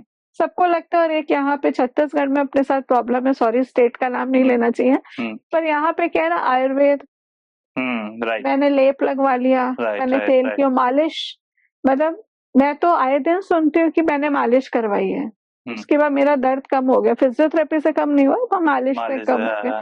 तो ये सब मिथ को तोड़ते तोड़ते साहिल 15 दिन 20 दिन सिटिंग्स तो लगनी ही लगनी है। सही बात है। वो मतलब चेंज होने में थोड़ा सा टाइम लगता है, और रिजल्ट आने में भी टाइम लगता है। और ऐसा भी करना है कि हम उसको इतना एजुकेट कर दें कि 15 दिन के सेशन के बाद एटलीस्ट अगले फॉलो अप तक वो उस एक्सरसाइजेस को करे। तो उसके लिए उसका कॉन्फिडेंस भी जीतना पड़ता है। सही बात है। तो कुल मिला के टाइम साहिल उतना लग जाता है। ठीक है, ठीक है। तो व्यूअर्स को बता दूं, इतने सेशंस इसलिए जरूरी है ताकि आप उसको अच्छे से फॉलो करें और उस रूटीन को लाए अपने लाइफस्टाइल में। ठीक। और जैसे जो न्यूबॉर्न बेबीज होते हैं, ठीक, उनको कुछ एक्सरसाइजेस कराए जाते हैं पैरों की, जिसके लिए आया को बुलाया जाता है। हाँ। ठीक है। तो वो एक्सरसाइजेस उन बच्चों के लिए क्यों जरूरी है? और ऐसा भी कहा जाता है कि कम एज में बोन डेंसिटी, मतलब वो फ्लेक्सिबल होते हैं, बोन फ्लेक्सिबल होते हैं। ठीक है। तो इस बारे में चाहूंगा आप बताइए कि वो एक्सरसाइज बच्चे के लिए कितना जरूरी है और कैसे आगे वो हेल्पफुल रहता है उसके लिए। देखो वो जो हम एक्सरसाइजेस कराते हैं ना, वो तो हम इसलिए कराते हैं क्योंकि हम मालिश वाली को पैसे दे रहे हैं। हाँ, तो भाई ठीक वो है। ऑयल लगाएगी तो वो कुछ तो कुछ तो कराएगी। करेंगे। हाँ, ऐसा कैसे वो इतना पैसा ले जाए हमारे बच्चों को एक्सरसाइज भी नहीं कराएंगे। उसका कोई ऐसा नहीं है कि फ्लेक्सिबिलिटी मेंटेन होती है। हाँ। अगर ऐसा होता तो आज मैं और तुम दोनों हाँ, एथलीट होते, बिल्कुल। दोनों टेबल जॉब नहीं कर रहे होते। Right, right. नहीं है, वो हाँ, कुल मिला के एक मिथ है। हाँ, इससे फ्लेक्सिबिलिटी मेंटेन होती है। हाँ, या बोलते हैं कि बैक की करने से बैक की मसल्स स्ट्रांग होती है। हाँ। होती होंगी, हो सकता है, पर मुझे कोई साइंटिफिक रीजन उसके पीछे समझ साइंटिफिक में रीजन नहीं है। ठीक, आता है। ठीक, ठीक। और बॉडी अलाइनमेंट इशू जो बोला जाता है, what is exactly body alignment issue? और जिनको वैसा इशू होता है, पहले आप बताइए बॉडी अलाइनमेंट इशू क्या होता है? बेसिकली बॉडी अलाइनमेंट ना, ये अभी का कल्चर आया जब से हाँ, हमने वर्ड सुना है कायरोप्रैक्टिक। ठीक। कायरोप्रैक्टिक बेसिकली एक बोन सेटिंग टेक्निक है जिसमें हम बोन को सेट करते हैं। ठीक है। अभी वो इतना फैंसी हो गया कि हर आप यूट्यूब के चैनल पे चट-पट आवाज सुनते हो। That is not a chiropractic. Chiropractics के लिए प्रॉपर बेड चाहिए होती है। मतलब वो मेरे ख्याल से रायपुर में 1-2 फिजियोस के पास है। यहाँ का मुझे इतना आइडिया नहीं है। मतलब प्रॉपर बेड होता है और वो करने के लिए उनको फेलोशिप करनी पड़ती है। उसके लिए 6 मंथ्स का प्रॉपर कोर्स होता है जो कि करनी पड़ती है। बोन अलाइनमेंट होता है, आपके सारे जो बॉडी के बोन्स हैं वो एक अलाइन में हो, क्योंकि कोई भी डिजीज जो होती है बोला जाता है कि बॉडी अलाइनमेंट डिस्टर्बेंस होता है, तो उसकी वजह से होती है। तो कायरोप्रैक्टिक में बेसिकली वो लोग उसी को सेट करते हैं। और फिजियो में की तरह फील्ड वो है नहीं, फिजियोथेरेपी में वो नहीं आते, इट इज अलग सेपरेट यूनिट। पर आजकल के ट्रेंडिंग वर्ड को देखते हुए ना कायरोप्रैक्टिक और फिजियोथेरेपिस्ट साथ में काम कर रहे हैं, जबकि most of the chiropractic physiotherapist नहीं है और most of the physiotherapist proper chiropractic नहीं है। कायरोप्रैक्टिशनर होने के लिए फेलोशिप चाहिए। मैंने वर्कशॉप की है कायरोप्रैक्टिक के, मुझे समझ में आया कि उसके लिए बहुत ट्रस्ट चाहिए होता है। जितना यूट्यूब पे इजी लगता है उतना वो इजी है नहीं, और हर साउंड कायरोप्रैक्टिक नहीं है। कई बार जो होता है ना, वो आवाज ही बस एक आती है, वो कायरोप्रैक्टिक नहीं होती। वो शॉर्ट्स फील करने के लिए आपको half of the body weight patient के ऊपर डालना होता है। हाँ। वो तब आपको जाके वो फील होती है, हेल्पफुल होती है। पर अगर वो प्रॉपर पर्सन से करवा रहे हो जिसको वाकई में पता है कि करना क्या है, और उसका भी ना असेसमेंट जो होता है ना बहुत लंबा होता है। हमें वर्कशॉप में सिखाया गया था कि उसका असेसमेंट कैसे करते हैं। खाली ऐसे नहीं कि कबर पे हुआ तो हुआ, हमें पूरा बोन्स की इमेजिनेशन करनी पड़ती है कि बॉडी में इस तरीके से बोन्स लगी हुई है, इस पे हमें काम करना है, तो हमारा हाथ यहाँ पर होगा, हमारा थ्रस्ट यहाँ से जाएगा। बहुत ही वास्ट फील्ड है, काफी अच्छी फील्ड है, पर लेकिन उसके लिए आपको बहुत पढ़ाई और रिसर्च करके तब आप करवाओ, ऐसे मत करो। मैं सजेशन यही देती हूँ कि ऐसे ही मत करो, फैंसी चीजों को ऐसे ही मत ट्राई कर लो कि हाँ होता है, क्योंकि बोन्स की अगर आपके बोन्स कोई अलाइन कर रहा है तो उसको एटलीस्ट उसके लिए ट्रेंड होना जरूरी है। तो जितना अभी बात किया हमने, तो एक फिजियोथेरेपिस्ट का मैं समझ पाया और एक कायरोप्रैक्टर, ठीक, तो दोनों की जो टारगेट कर रहे जो पॉइंट्स है बहुत ही हद तक क्लोज है, सेम है। ठीक है। तो एक एग्जैक्ट डिफरेंस आप बताइए। जैसे अपना जो फिजियोथेरेपिस्ट हो गया, फिजियोथेरेपी हो गई, वो एक रेगुलर एक्सरसाइज हो गई, ठीक है, और जो कायरोप्रैक्टिक बोलते हैं, ठीक, तो दोनों में एकदम जो की डिफरेंस है, एक बार आप वो बताइए की डिफरेंस क्या दोनों में? फिजियोथेरेपी के बेसिकली साहिल एक्सरसाइजेस नहीं है। Physiotherapy basically medical related issues के लिए जो एक्सरसाइजेस डिजाइन वो फिजियोथेरेपी होती है। कायरोप्रैक्टिक जो है वो पर्टिकुलरली आपके एक अलाइनमेंट को चेक करते हैं। अब जैसे मानिए कि मेरे को किसी ने बोला मेरा कंधा उचका हुआ है, मेरा शोल्डर उचका हुआ है, तो डायरेक्ट मैं कायरोप्रैक्टिक के पास नहीं जा सकती। अच्छा। क्यों? क्योंकि पहले मुझे देखना पड़ेगा, उसकी हिस्ट्री लेनी पड़ेगी। हेरिडिटरी तो नहीं है, कभी जब उसको डिलीवरी की जा रही थी उसकी, तो उस समय तो कुछ ऐसा इश्यू नहीं हो गया था कि कंधा उचका रह गया, या उसका लाइफस्टाइल में कुछ पहले पास्ट में उसकी कोई ऐसी इंजरी हुई थी कि उसका शोल्डर अप हो गया था। ये सब रीजंस अपने को चेक करना पड़ता है। और कायरोप्रैक्टिक भी बेसिकली डिफरेंस अगर मैं बोलूं तो कायरोप्रैक्टिक से बोन अलाइनमेंट है, और कायरोप्रैक्टिक फिजियोथेरेपिस्ट के साथ मिलके काम कर सकता है, क्योंकि कई बार कायरोप्रैक्टिक के सेशंस के बाद पेन रिलीविंग के लिए फिजियोथेरेपी करानी पड़ती है। और कायरोप्रैक्टिक सिर्फ 3 से 4 सेशंस लगते हैं, ऐसा नहीं कि उसमें 15 दिन के सेशन लगते हैं। 3 से 4 पर्टिकुलर जॉइंट के लिए लगते हैं, और पूरा आप अलाइनमेंट कराओगे तो 15 से 20 दिन लगते हैं। पर उसके बाद भी वो लोग बोलते हैं कि क्लास 4 लेजर आपको यूज करना है पेन से रिलीफ के लिए। तो दोनों में डिफरेंस है। तो जैसे पहले के समय के जो लोग थे उनका ये कहना है कि हम अपने समय से योगा कर रहे हैं तो इसलिए हमारा शरीर बहुत फिट है, किसी तरह की डिजीज नहीं है, इंजरी नहीं है, ठीक है। तो क्या ऐसा है कि जो योगा करते हैं उनको जरूरत नहीं पड़ सकती फिजियोथेरेपी की? नहीं, ऐसा नहीं है। पहले मैं तुम्हें बेसिक डिफरेंस बताती हूँ योगा और फिजियोथेरेपी में बेसिक डिफरेंस क्या है, क्योंकि मैं कभी भी कराती हूँ सेशन तो कई बार लोग मुझे बोलते हैं तो हम योगा में भी करते हैं। योगा बेसिकली एक होलिस्टिक अप्रोच है जो ओवरऑल बॉडी के ऊपर काम करता है। इसमें मेडिटेशन, ब्रीदिंग, ये सब इंक्लूड होता है, ठीक है। फिजियोथेरेपी क्या है, जैसे मैंने भी बोला कि ये एक मेडिकल फील्ड है जिसमें पर्टिकुलर डिजीजेस के ऊपर लेके काम करते हैं। जैसे कि हमें बैक एक है तो हम बैक एक में एक्सरसाइजेस करेंगे। योगा में ऐसा नहीं है, योगा में स्ट्रेचिंग करनी है, आपको फ्री एक्सरसाइजेस करनी है। फिजियोथेरेपी में कुछ एक्सरसाइजेस को मना कर देते हैं कि हमें ये एक्सरसाइजेस नहीं करनी है। तो yoga holistic approach, breathing exercises, meditation, physiotherapy medical terms के अकॉर्डिंगली की जाने वाली एक्सरसाइजेस। आफ्टर सर्जरी भी हम फिजियोथेरेपी में एक्सरसाइजेस कर सकते हैं, फिजियोथेरेपिस्ट कराते हैं, पर योगा टोटली मना होता है कि अब आपको योगा नहीं करना है। जैसा कि आपका क्वेश्चन था कि योगा वाले फिट रहते हैं, ऐसा नहीं है। योगा वाले भी आते हैं। क्या होता है, योगा के लिए भी ना गाइडेंस चाहिए होती है। अब जैसे यहाँ पे क्या ग्रुप ऑफ योगा चलते हैं, एक साथ 5 लोग 15 लोग गए, मुझे बैक एक है पर मैं तो सामने वाले को देख के सूर्य नमस्कार कर रही हूँ, पर मेरी कंडीशन मुझे सूर्य नमस्कार करने के लिए अलाउ नहीं करती, पर मैं कर रही हूँ। फिर लेटर ऑन क्या होगा, 8-10 दिन बाद पेन इंक्रीज होगा, आपका योगा बंद होगा, आपको फिजियोथेरेपिस्ट के पास आना पड़ेगा। ऐसा नहीं है, प्रॉपर योगा एक लिमिट तक करना चाहिए। उसका सबसे अच्छा पार्ट है ब्रीदिंग एक्सरसाइजेस। ब्रीदिंग एक्सरसाइजेस आप करो, जितना यूजफुल है उतना करो। अगर आपको कोई जॉइंट अलाउ नहीं कर रहा है तो उसका योगा मत करो। नी में पेन है तो बिल्कुल योगा मत करो, मैं मना करती हूँ मत करो। या फिर आप अपने इंस्ट्रक्टर को गाइड करो कि मुझे ये प्रॉब्लम हो रही है, तो वो आपको हेल्प करे।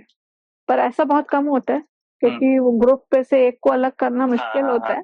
मेरे लिए भी होगा अगर मैं ऐसा कर रही हूँ, तो दोनों में बहुत डिफरेंस है। और दोनों ऐसा नहीं बोल सकते कि योगा करने वाला फिजियोथेरेपी में नहीं आता, ऐसा बोल पाना बहुत मुश्किल है। अभी कुछ दिनों पहले ही एक पेशेंट आ रही थी, उनको रोटेटर कफ टीयर था। पेशेंट जो था योगा करता था, सूर्य नमस्कार भी करा, सब कुछ उन्होंने किया, फिर अचानक से ऐसा हुआ उन्होंने बहुत पेन हुआ। इमीडिएटली वो जाके हाईटेक हॉस्पिटल में दिखा के उनका MRI हुआ, उन्हें रोटेटर कफ इंजरी थी। उन्होंने जाके अपने योगा थेरेपिस्ट को बताया कि मुझे ऐसा हुआ, नहीं योगा से ठीक हो जाएगा। उसके बाद फिर उन्होंने 3-4 सेशंस लिए।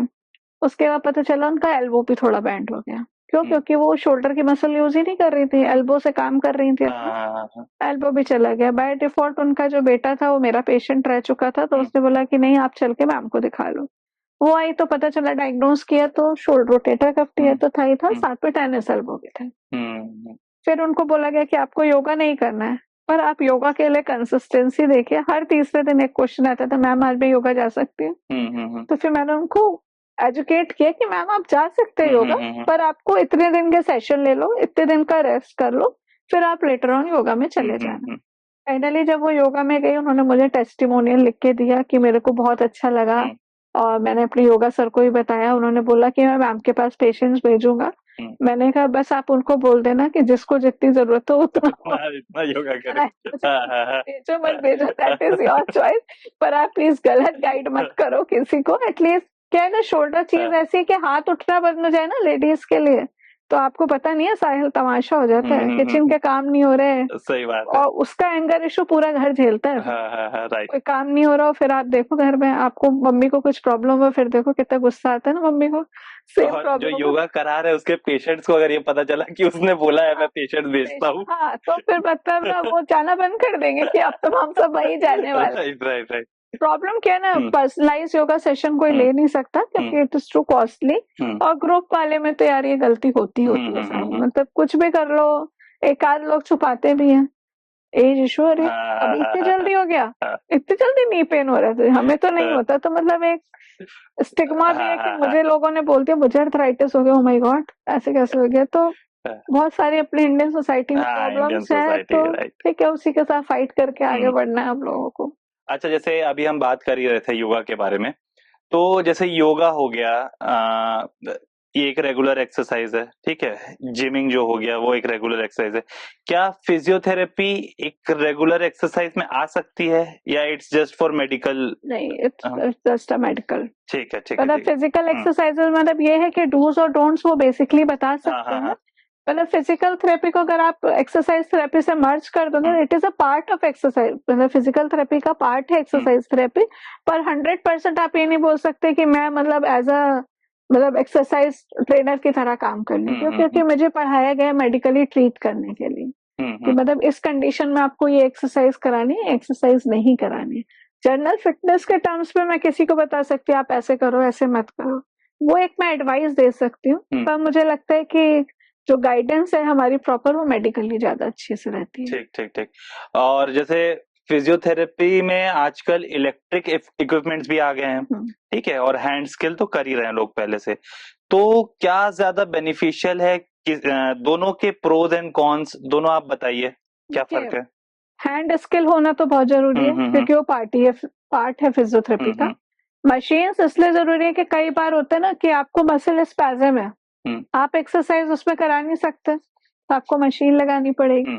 दोनों साथ में काम करते हैं, पर अभी ट्रेंड क्या हो गया ना, एक्सरसाइज को लोग भूलते जा रहे हैं, मतलब थेरेपिस्ट का इंटरेस्ट कम होता जा रहा है एक्सरसाइजेस के लिए। वो कोशिश करते हैं कि पेशेंट आए, सबसे बड़ा क्वेश्चन साहिल यहाँ पे प्रॉब्लम ये है कि पेशेंट आता है ना, अगर आपने पूछा आपके चार्ज कितने हैं, आपने चार्ज पूछे उसके बाद पूछते कितने घंटे का सेशन, तो ये हम लोगों के लिए बहुत बड़ी प्रॉब्लम है।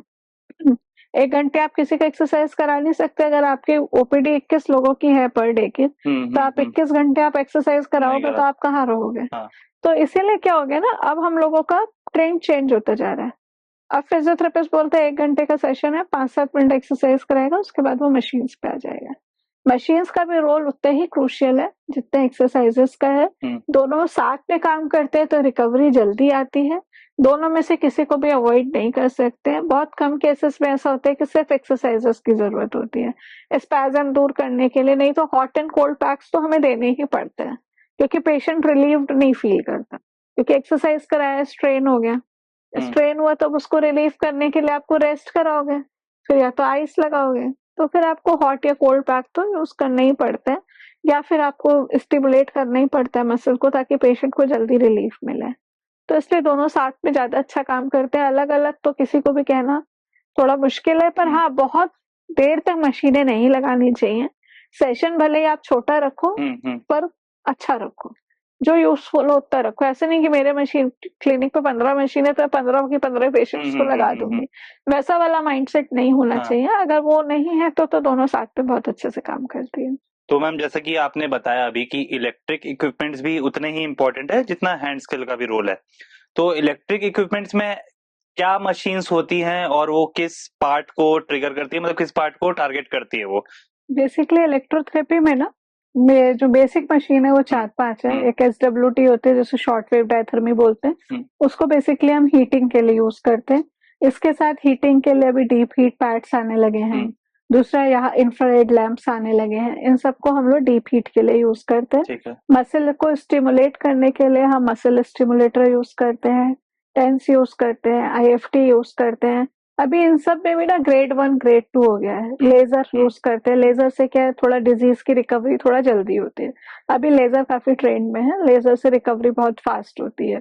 तो ये सब करते हैं। इसके साथ साथ अभी हम लोगों ने ना मशीन्स के साथ कुछ एड ऑन चीजें भी स्टार्ट कर दी है जो कि पहले के प्रैक्टिसेस में नहीं थी। अभी हम लोग कपिंग पे जाने लगे हैं, कपिंग करते हैं, निडल थेरेपी यूज करते हैं, टेपिंग यूज करते हैं। ये सब जो कंबाइंड हो जाते हैं ना, फिर ये एक रिहैब की टीम की तरह काम करके उसके ऊपर करती हैं। और मशीन्स में ना बहुत वेरिएशन है, कुछ सिर्फ एक्सरसाइजेस इक्विपमेंट होते हैं जो कि सिर्फ शोल्डर एंकल इन सब के लिए करते हैं। कुछ थेराबेंट्स होते हैं जो हम रेजिस्टिव के लिए करते हैं। और इलेक्ट्रोथेरेपी के इंस्ट्रूमेंट्स पे अगर हम लोग स्पेसिफिकली उसमें बात करें तो हीट्स के लिए होता है, स्टिमुलेशन के लिए होता है, और क्या कहते हैं कोल्ड पैक्स के लिए होता है।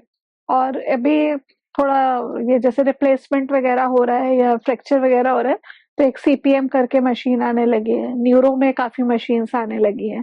तो ये सब करके ना काफी बड़ा सेगमेंट अब एक इलेक्ट्रोथेरेपी बनता जा रहा है। इसलिए मैंने आपको सेशन में बोला था ना, लोग एक्सरसाइजेस पे थोड़ा कम और मशीन्स की तरफ ज्यादा फोकस करने लगे हैं। तो क्या मशीन्स ऐसा कुछ डिफरेंस है जो मशीन में होता है पर हैंड स्किल नहीं हो सकता, या हैंड स्किल होता है पर मशीन में नहीं हो सकता? हैंड स्किल में ना एक लिमिटेशन है। एग्जैक्टली, हाँ। है ना, हाँ क्या है, अब जैसे मैं शोल्डर पे काम कर रही हूँ तो मैं सिर्फ शोल्डर के मसल को मोबिलाइज कर सकती हूँ। उसका स्पैजम 40% अगर स्पैजम है तो 20% ही डील कर सकती हूँ, क्योंकि मसल्स की भी माइक्रोफाइबर्स, मसल्स के नीचे भी लेयर्स है जिस पे हमें काम करना पड़ेगा तब स्पैजम जाएगा। तो हमें ना मशीन्स लगानी ही पड़ती है। तो मतलब हमारा एक लिमिटेशन हो जाता है कि मतलब अब हमें करना ही पड़ेगा फिर वो, इसीलिए। तो जैसे हमने चलो हर एज ग्रुप ऑलमोस्ट कवर किया है, ठीक है, बुढ़ापा हो गया, मिड एज हो गया, और बच्चों की भी बात कर ली।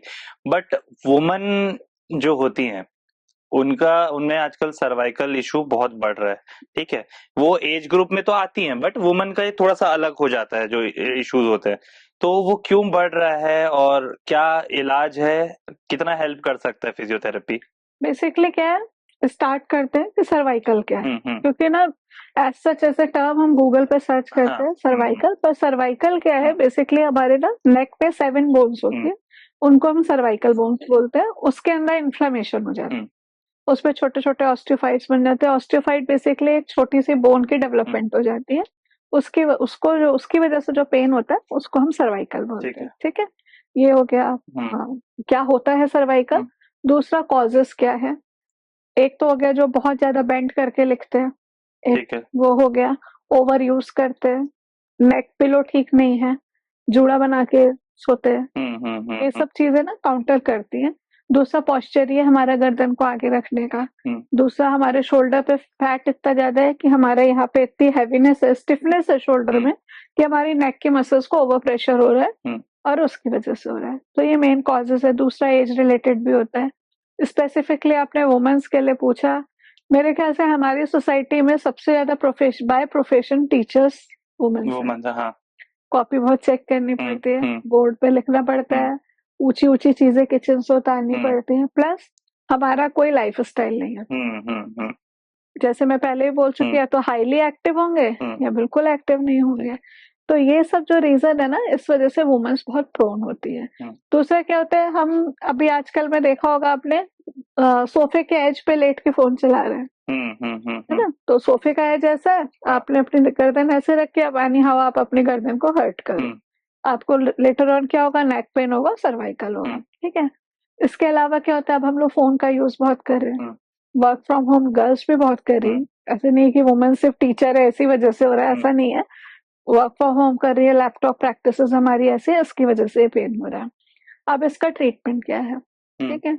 सबसे पहले इनिशियली स्टेज पे अगर आपको नेक पेन आ रहा है तो सबसे पहले रेस्ट। मैं 3 आर के ऊपर काम करती हूँ जो मेरी फिजियोथेरेपी बेस्ड है। 3 आर में फर्स्ट आर होता है मेरा रेस्ट। अगर किसी डिजीज को रेस्ट से ठीक किया जा सकता है, मसल को रिलैक्स किया जाता है, तो मैं बोलती हूँ रिलैक्स, कुछ करने की जरूरत नहीं है। फिर रेजिस्टेंस, अगर उसको जरूरत है तो एक्सरसाइज करके मैं रेजिस्ट करती हूँ। तीसरा है री एजुकेट, जिसपे मैं पूरे सेशन में मैंने बोला है री एजुकेशन बहुत जरूरी है। अगर हम एजुकेट नहीं करेंगे तो प्रॉब्लम बार बार आएगी, ठीक है। मैं इन 3 आर के ऊपर काम करती हूँ। पहले पेशेंट को आते हैं, पहले असेस करते हैं उसको, रियली उसका कॉज क्या है, रियली नेक है या कोई एक पर्टिकुलर हैबिट है। जैसे मेरी आदत है, मैं हाथ को ऐसे करके ही लिखती हूँ, मतलब मेरा एंगल ऐसे आता ही नहीं है, हम्म, तो ऑल द टाइम मुझे इस साइड पे पेन हो गए, हम्म, मैं इस हैबिट के लिए उसको एजुकेट करूंगी। फिर मैं देखूंगी इसके इस हैबिट को तो मैंने एजुकेट किया, तो फिर भी पेन आ रहा है, तो पर्टिकुलर मसल टारगेट एरिया करूंगी, उस मसल को रेजिस्ट करूंगी, फिर उसको बोलूंगी इस पे जो पेन हो रहा है इसको रेस्ट करने के लिए या तो आप इलेक्ट्रोथेरेपी यूज करो और या फिर आप आइस लगाओ। ये मेरा एक ट्रीटमेंट ऑफ प्लान है। और अगर पेशेंट बोलता है कि भाई मैं तो मेरी एक्टिविटी रुक ही नहीं सकती, तो आप एक कॉलर यूज कर सकते हो ड्यूरिंग द एक्टिविटीज। अब जैसे कोई ज्वाइंट फैमिली में रह रहा है, तो वही उसको तो कुकिंग करनी है ना, वो कैसे करेगी हाँ। लेडी, तो आप कॉलर लगा लो। चक्कर आता है तो रेस्ट करो, प्रॉपर मेडिकेशंस लो अगर आपकी कुछ चल रही है। कई बार बीपी की वजह से भी चक्कर आ रहे होते हैं, लोग सर्वाइकल समझते हैं, तो फर्स्ट ऑफ ऑल एक फिजिशियन से भी चेकअप करा लो कि कॉज को पहले जानो कि है क्या, फिर ट्रीटमेंट स्टार्ट करो। पर 3R का रूल जो है बेस्ट है, रेस्ट, रेजिस्टेंस और रीएजुकेट। और अगर आपने रीएजुकेट कर दिया पेशेंट को, तो आप समझिए आपने अपनी सोसाइटी के एटलीस्ट 2 से 4 लोगों को एजुकेट कर दिया। क्योंकि मैं अगर कैल्शियम खा के फिट हूँ, तो मैं आपको जरूर बोलूंगी वो गोली खाओ आप ठीक हो जाओगे, है ना, अपने यहाँ ये ट्रेंड। हाँ, बिल्कुल मेरे यहाँ तो मेरी मतलब मदर ही अगर अपनी सिस्टर को बता देती है मैं टैबलेट खा के ठीक हूँ, तो मेरे मौसा जी अगले दिन वो टैबलेट लेके आते हैं। क्यों? क्योंकि हम ऐसे एजुकेट करते आ रहे हैं। तो ये वाला अगर आपने एजुकेशन कर लिया, तो आप बहुत बड़ा एक हेल्प करते हो अपनी सोसाइटी को अवेयर करने के लिए। तो ऐसा जरूरी है, जैसे आपने बताया अपनी मम्मी का एग्जांपल दिया, तो जिस वजह से आपकी मम्मी हील हो रही है वो सामने वाले के लिए भी काम आ सकता है, हेल्पफुल हो सकता है। ये सिर्फ एक वर्ड बोलते हैं हम लोग मेडिकल में, प्लेसिबो, कि उसने खाया मैंने खाया ठीक हो गया। क्यों? क्योंकि हम तो सिस्टर्स हैं। भाई आप सिस्टर्स हो तो ह्यूमन, आपके घर की कंडीशन अलग है, मेरे घर की कंडीशन अलग है। आपको मेंटल पीस देने के लिए कोई डॉक्टर नहीं है जो फिजियो है। मेरी मदर के पास एक डॉक्टर है जो फिजियो है, वो डांट डांट के आपका उनका पोस्टर ठीक कराएगी। ऑब्वियसली मैं बहुत क्लोज होंगी, पर मैं उनको नहीं डांट पाऊँ या मैं उनको 24 आवर वॉच नहीं कर पाऊँ। तो प्रॉब्लम यही है, सोसाइटी यही चीज नहीं समझती है। इसी पे मैं अपनी तरफ से ऐड करूंगी गूगल, है ना, आने वाला था इस पॉइंट पे। जैसे ही सर्वाइव बैक एक हुआ, मैंने तो फोन निकाला, मैंने गूगल देख डाला और गूगल ने बताया कि ये तो बिल्कुल ऐसी बीमारी है कि आप ठीक ही नहीं हो पाओगे। पेशेंट आधा वही खत्म हो गया। फिर वो कुछ नहीं सोच रहा है, उसने उसके हिसाब से डाइट भी निकाल ली उसमें से कि क्या क्या डाइट होनी चाहिए। वो डाइट का इंटेक भी लेने लगा, पर उसने कॉज की तरफ ध्यान नहीं दिया। उसने क्या किया, सिम्पटोमेटिक ट्रीटमेंट किया, जो सिम्टम आ रहे थे उसने उसको दबा दिया। फिर 3-4 साल के बाद वो ये प्रॉब्लम बहुत ज्यादा आती है। तो इसीलिए ना किसी भी चीज के रूट कॉज पे जाना बहुत जरूरी है। मतलब वो हम लोगों के यहाँ नहीं होता, मतलब वो ऐसा है कि रूट कॉज की तरफ कोशिश ही नहीं है किसी की। प्रैक्टिसेस में भी मैंने देखा है जनरली कि लोग आते हैं ना, बस मेरा ये दर्द ठीक कर दो। सर दर्द क्यों हो रहा है, उस पे काम करना है। कई बार आप विश्वास नहीं करोगे साहिल, इस बात पे बहस हो जाती है। पेशेंट को लगता है कि आई एम मेकिंग मनी, और मेरा क्या है, मैं जैसे बोल रही हूँ कि मैं बहुत शुरू से बहुत मेरा फंडामेंटल क्लियर है कि पेशेंट को ना दर्द से हटाओ। पहले रीजन जब तक उसका कॉज नहीं खत्म होगा ना, तब तक वो आता रहेगा आपके पास। पर एक पेशेंट को कितनी बार कराओगे यार, मतलब आपको देख के बोर हो जाएगा, आप उसको देख के बोर हो जाओगे, और वही एक्सरसाइजेस करा करा के आप फ्रस्ट्रेटेड फिजियो में कन्वर्ट हो जाओगे। पहले भाई रूट कॉज खत्म कर दो, तो नहीं आएगा वो 4 नए को भेजेगा।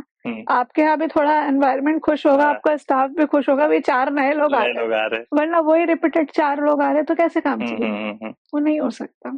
भाई तो लोग जैसे आजकल बहुत ज्यादा स्मार्ट हो गए हैं, मॉडर्न लाइफस्टाइल जो बोलते हैं, कुछ भी बीमारी हो, यहाँ दर्द हो, तुरंत गूगल पे सर्च करते हैं, गूगल एक टर्म दे देता है, हाँ ये बीमारी हुई है, and they don't even think of visiting a doctor.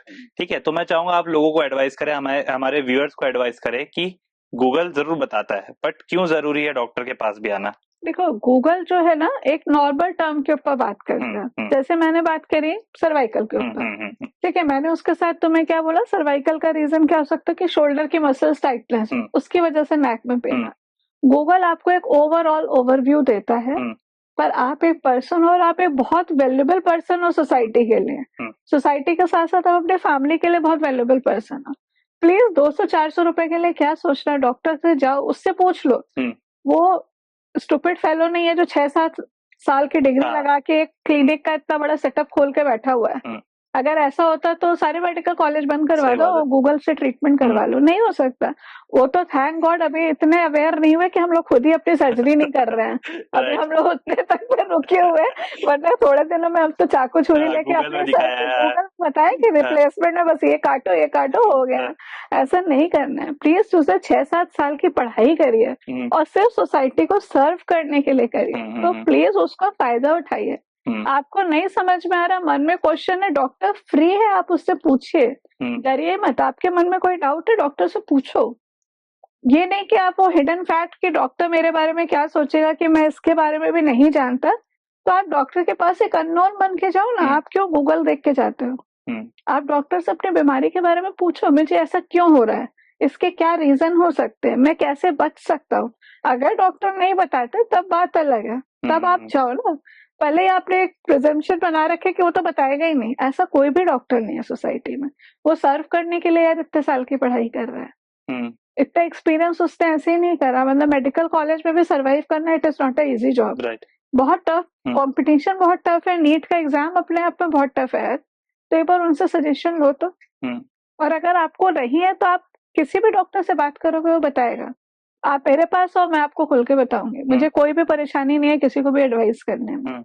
मैं तो बोलती हूँ क्वेश्चन तो पूछो। आप आए हो बस प्रिस्क्रिप्शन लेके आ गए, IFT 10 से लगाना है, मैं तो पहले पेपर फोल्ड कर देती हूँ कि भाई वो मैं उनकी पढ़ाई नहीं पढ़ी हुई है तो मेरी पढ़ाई नहीं पढ़े हो। मैं अपना असेसमेंट करूंगी, मुझे जो लगेगा मैं वो करूंगी। अगर आप सेटिस्फाइड हो तो आप आओ, नहीं आए हो तो सॉरी। मैं तो अपना बेस्ट दूंगी, मैं किसी को चीट नहीं करूंगी। मेरा मेन फोकस यही है ना कि मेरे को चीट नहीं करना। That's it. ठीक है, और एक क्वेश्चन आ रहा है, जैसे हमने जितनी बातचीत की उसमें करीब 3-4 बार मनी मेकिंग जो बोला गया है, ठीक है, आजकल लोगों के सामने डॉक्टर्स की इमेज वैसी हो गई है, प्लस पिक्चरों में भी दिखाया जाता है।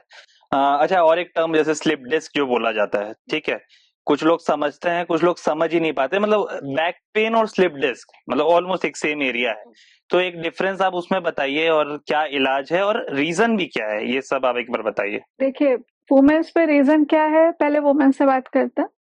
वुमेन्स में एक बहुत बड़ा रीजन है, एक तो सिटिंग पॉस्चर, दूसरा वेट, तीसरा हाई हील्स। बहुत हाई हील्स आजकल ट्रेंड में, हाई हील्स। दूसरा पॉस्चर, वेट, या तो बहुत पतले होंगे या फिर होंगे। दूसरा क्या होता है, वुमेन्स का हिप साइज थोड़ा ज्यादा होता है, दैट्स व्हाई उनका प्रॉब्लम होता है बैक में। दूसरा उनका स्टमक प्रोट्रूडेड होता है आफ्टर डिलीवरी, तो कोर की मसल्स हमारी चली गई होती है, इस वजह से बैक एक होता है। बैक और स्लिप डिस्क में क्या प्रॉब्लम है, बैक एक जो होता है जनरली डिफाइन होता है, बैक में से 5 बोन होती हैं, 5 बोन नीचे और होती हैं पर वो फ्यूज होती हैं। 5 बोन होती है, L1 से L5 उसको हम डिफाइन करते हैं, लंबर 1 लंबर 2 इस तरीके से। वो जो 5 बोन्स होती हैं उसके मसल्स पे जब अगर पेन होता है तो उसको लो बैक पेन कहते हैं। स्लिप डिस्क जैसे आपने सेकंड टर्म करी, इन बोन्स के बीच में ना एक छोटा सा शॉक एब्जॉर्बिंग मटेरियल जैसा रहता है, जैसे ऐसे करके बीच में मटेरियल रहता है, वो जो होता है इसका शॉक को एब्जॉर्ब करता है। जब आपके बैक पर रिपीटेडली प्रेशर पड़ता है तो वो स्क्यूज आउट होकर थोड़ा सा बाहर आ जाता है, उसके बाहर आने को हम स्लिप डिस्क बोलते हैं।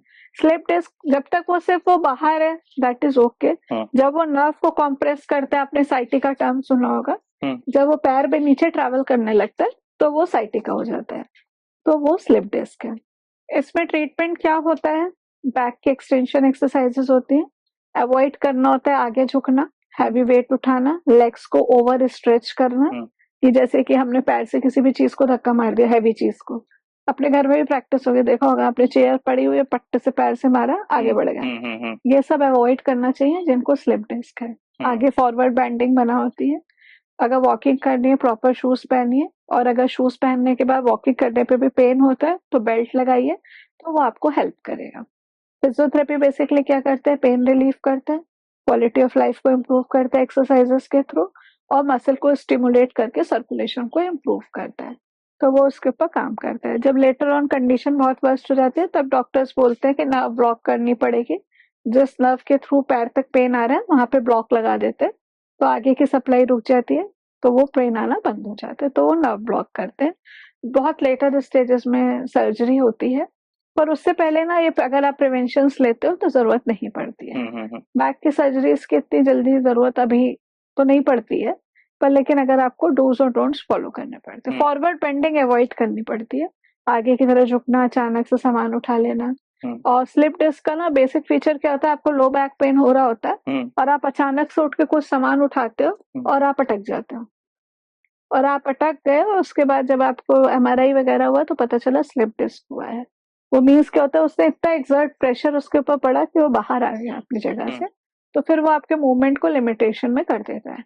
और अर्ली स्टेजेस में स्लिप डिस्क में रेस्ट ही करना चाहिए, तो वो आपको हेल्पफुल करता है। ठीक है, तो हमने जैसे स्लिप डिस्क पे बात की, बोन अलाइनमेंट पे बात की, ठीक, तो ऐसे और ये भी आपने जैसे कहा कि लोगों को कॉजेज नहीं पता होता है या एग्जैक्टली वो क्या इशू है वही नहीं समझ आ रहा है उनको, तो वैसे ही मैं कुछ टर्म्स चाहूंगा हमारे व्यूअर्स के सामने लाना जिसके बारे में आप थोड़ा एक्सप्लेन करें कि एग्जैक्टली वो टर्म्स होते क्या है। तो लिगामेंट टियर जो बोला जाता है वो क्या होता है बेसिकली? लिगामेंट क्या होता है, बेसिकली आपके जॉइंट्स को सपोर्ट करने के लिए एक बैंड लाइक का स्ट्रक्चर होता है, उसमें इंजरी हो जाती है। ये बेसिकली एथलीट के पर्सन्स को ज्यादा होती है, ठीक है, या तो वो ट्विस्टिंग हुआ हो, या गिर गया हो, या लेग अपनी जगह पे पूरा रोटेट हो गया। लेग मीन्स मैं बात कर रही हूँ नी से नीचे के हिस्से पे, वो रोटेट हो गया तो लिगामेंट इंजरी होती है। इसमें इनिशियल ट्रीटमेंट क्या करते हैं, हम लोग रेस्ट करवाते हैं हर केस में, और लिगामेंट रिपेयर कराना पड़ता है अकॉर्डिंग टू ग्रेड। उसमें ग्रेड 1, 2, 3 रहता है, उसके अकॉर्डिंगली डॉक्टर एमआरआई चेक करता है, उसके बाद वो जो है उसकी सर्जरी करता है। सर्जरी के बाद फिजियोथेरेपिस्ट का रोल होता है मसल को स्ट्रेंथन करने के लिए, जॉइंट की रेंज को पूरा करने के लिए। ठीक है, और पटेला फ्रैक्चर क्या होता है? पटेला फ्रैक्चर बेसिकली एक छोटी सी बोन पैर के घुटने के ऊपर होती है, उसके अंदर फ्रैक्चर हो जाता है, वो मोस्टली कम्युनिकेटेड होता है, मतलब एक साथ वो टुकड़े टुकड़े हो जाता है, तो उसको वायर के थ्रू कनेक्ट करके किया जाता है। उसके बाद भी फिजियोथेरेपी में बाद में उसका रोल आता है, वो भी जॉइंट की रेंज को पूरा करने के लिए आता है। ठीक है, एक लास्ट और एक टर्म है एसीएल जो बोला जाता है, एंटीरियर क्रूशल लिगामेंट। ठीक है, व्हाट्स दैट? ये लिगामेंट जो होते हैं, पैर में 2 लिगामेंट्स होते हैं, एक एंटीरियर क्रूशिएट, एक पोस्टीरियर क्रूशिएट। ये दोनों जो होते हैं, एक एंटीरियरली सपोर्ट करते हैं, पोस्टीरियरली सपोर्ट करते हैं जॉइंट को। एंटीरियर लिगामेंट जो है ना, मोस्टली सबसे ज्यादा ब्रेक होने वाला लिगामेंट है नीज में। ठीक है, सबसे कॉमन यही है, क्योंकि आप किसी भी एथलीट का सुनोगे एसीएल ही हुआ होगा, पीसीएल बहुत कम होता है। क्यों? क्योंकि हमारा घुटना बैकवर्ड उतना नहीं जा पाता। आप कभी भी देखो, आप स्लिप हो गए, आपका घुटना आगे की तरफ भाग जाएगा, पीछे की तरफ नहीं जाएगा, क्योंकि हमारी ये मसल स्ट्रॉन्ग रहती है और शेप ऑफ द जॉइंट भी वैसा है, इसलिए एसीएल लिगामेंट ज्यादा से ज्यादा इंजर्ड होता है। एक टर्म मैं अपनी तरफ से ऐड करना चाहूंगी, फ्रोजन शोल्डर, क्योंकि लोग ना इसको बहुत मिसगाइड कर देते हैं। फ्रोजन शोल्डर में भी 3 बोलते हैं, फ्रोजन शोल्डर में इतना टाइम क्यों लगता है, क्यों है frozen shoulder? Frozen shoulder basically diabetes वाले पेशेंट को मोस्टली होता है, कॉज उसका मोस्टली फ्रोजन शोल्डर डायबिटीज वाले पेशेंट्स को होता है। इसमें शोल्डर में पेन होता है, इनिशियली हाथ इतना भी नहीं उठता है। इसमें 3 स्टेजेस होती है। एक स्टेज में क्या होता है, आपका हाथ बिल्कुल नहीं उठता है, दूसरे में धीरे धीरे उठने लगता है, थर्ड स्टेज में पूरा उठ जाता है। तो ये कॉमनली लोग मिस्टेक कर जाते हैं, फ्रोजन शोल्डर को काफी टाइम तक रखे रहते हैं, फिर बोलते हैं तो अपने आप ठीक हो जाएगा, ऐसा नहीं है। फ्रोजन शोल्डर भी काफी कॉमन है आजकल की डेट में। अच्छा, जैसे और एक चीज बोला जाता है डिसलोकेट, शोल्डर डिसलोकेट, ऐसा कुछ बोला जाता है, तो वो it's the job of a physiotherapist और chiropractor? It is a job of orthopaedician.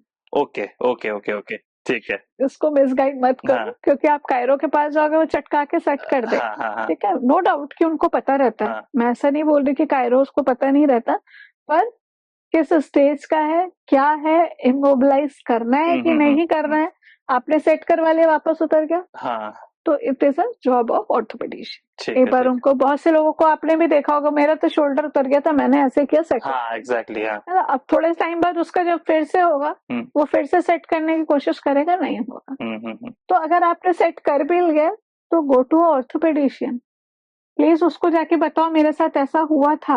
वो कुछ स्ट्रेंथनिंग के लिए आपको मेडिसिन देगा, टेंडन लिगामेंट्स को स्ट्रॉन्ग करने के लिए कुछ मेडिसिन देगा, कुछ कैल्शियम्स देगा आपको, कुछ आपको एक सप्लीमेंट्स देगा कि बार बार नहीं हो। अगर आप प्लेयर हो, बार बार हो रहे, तो मीन्स आपका कैरियर 1-2 साल में बंद हो जाएगा।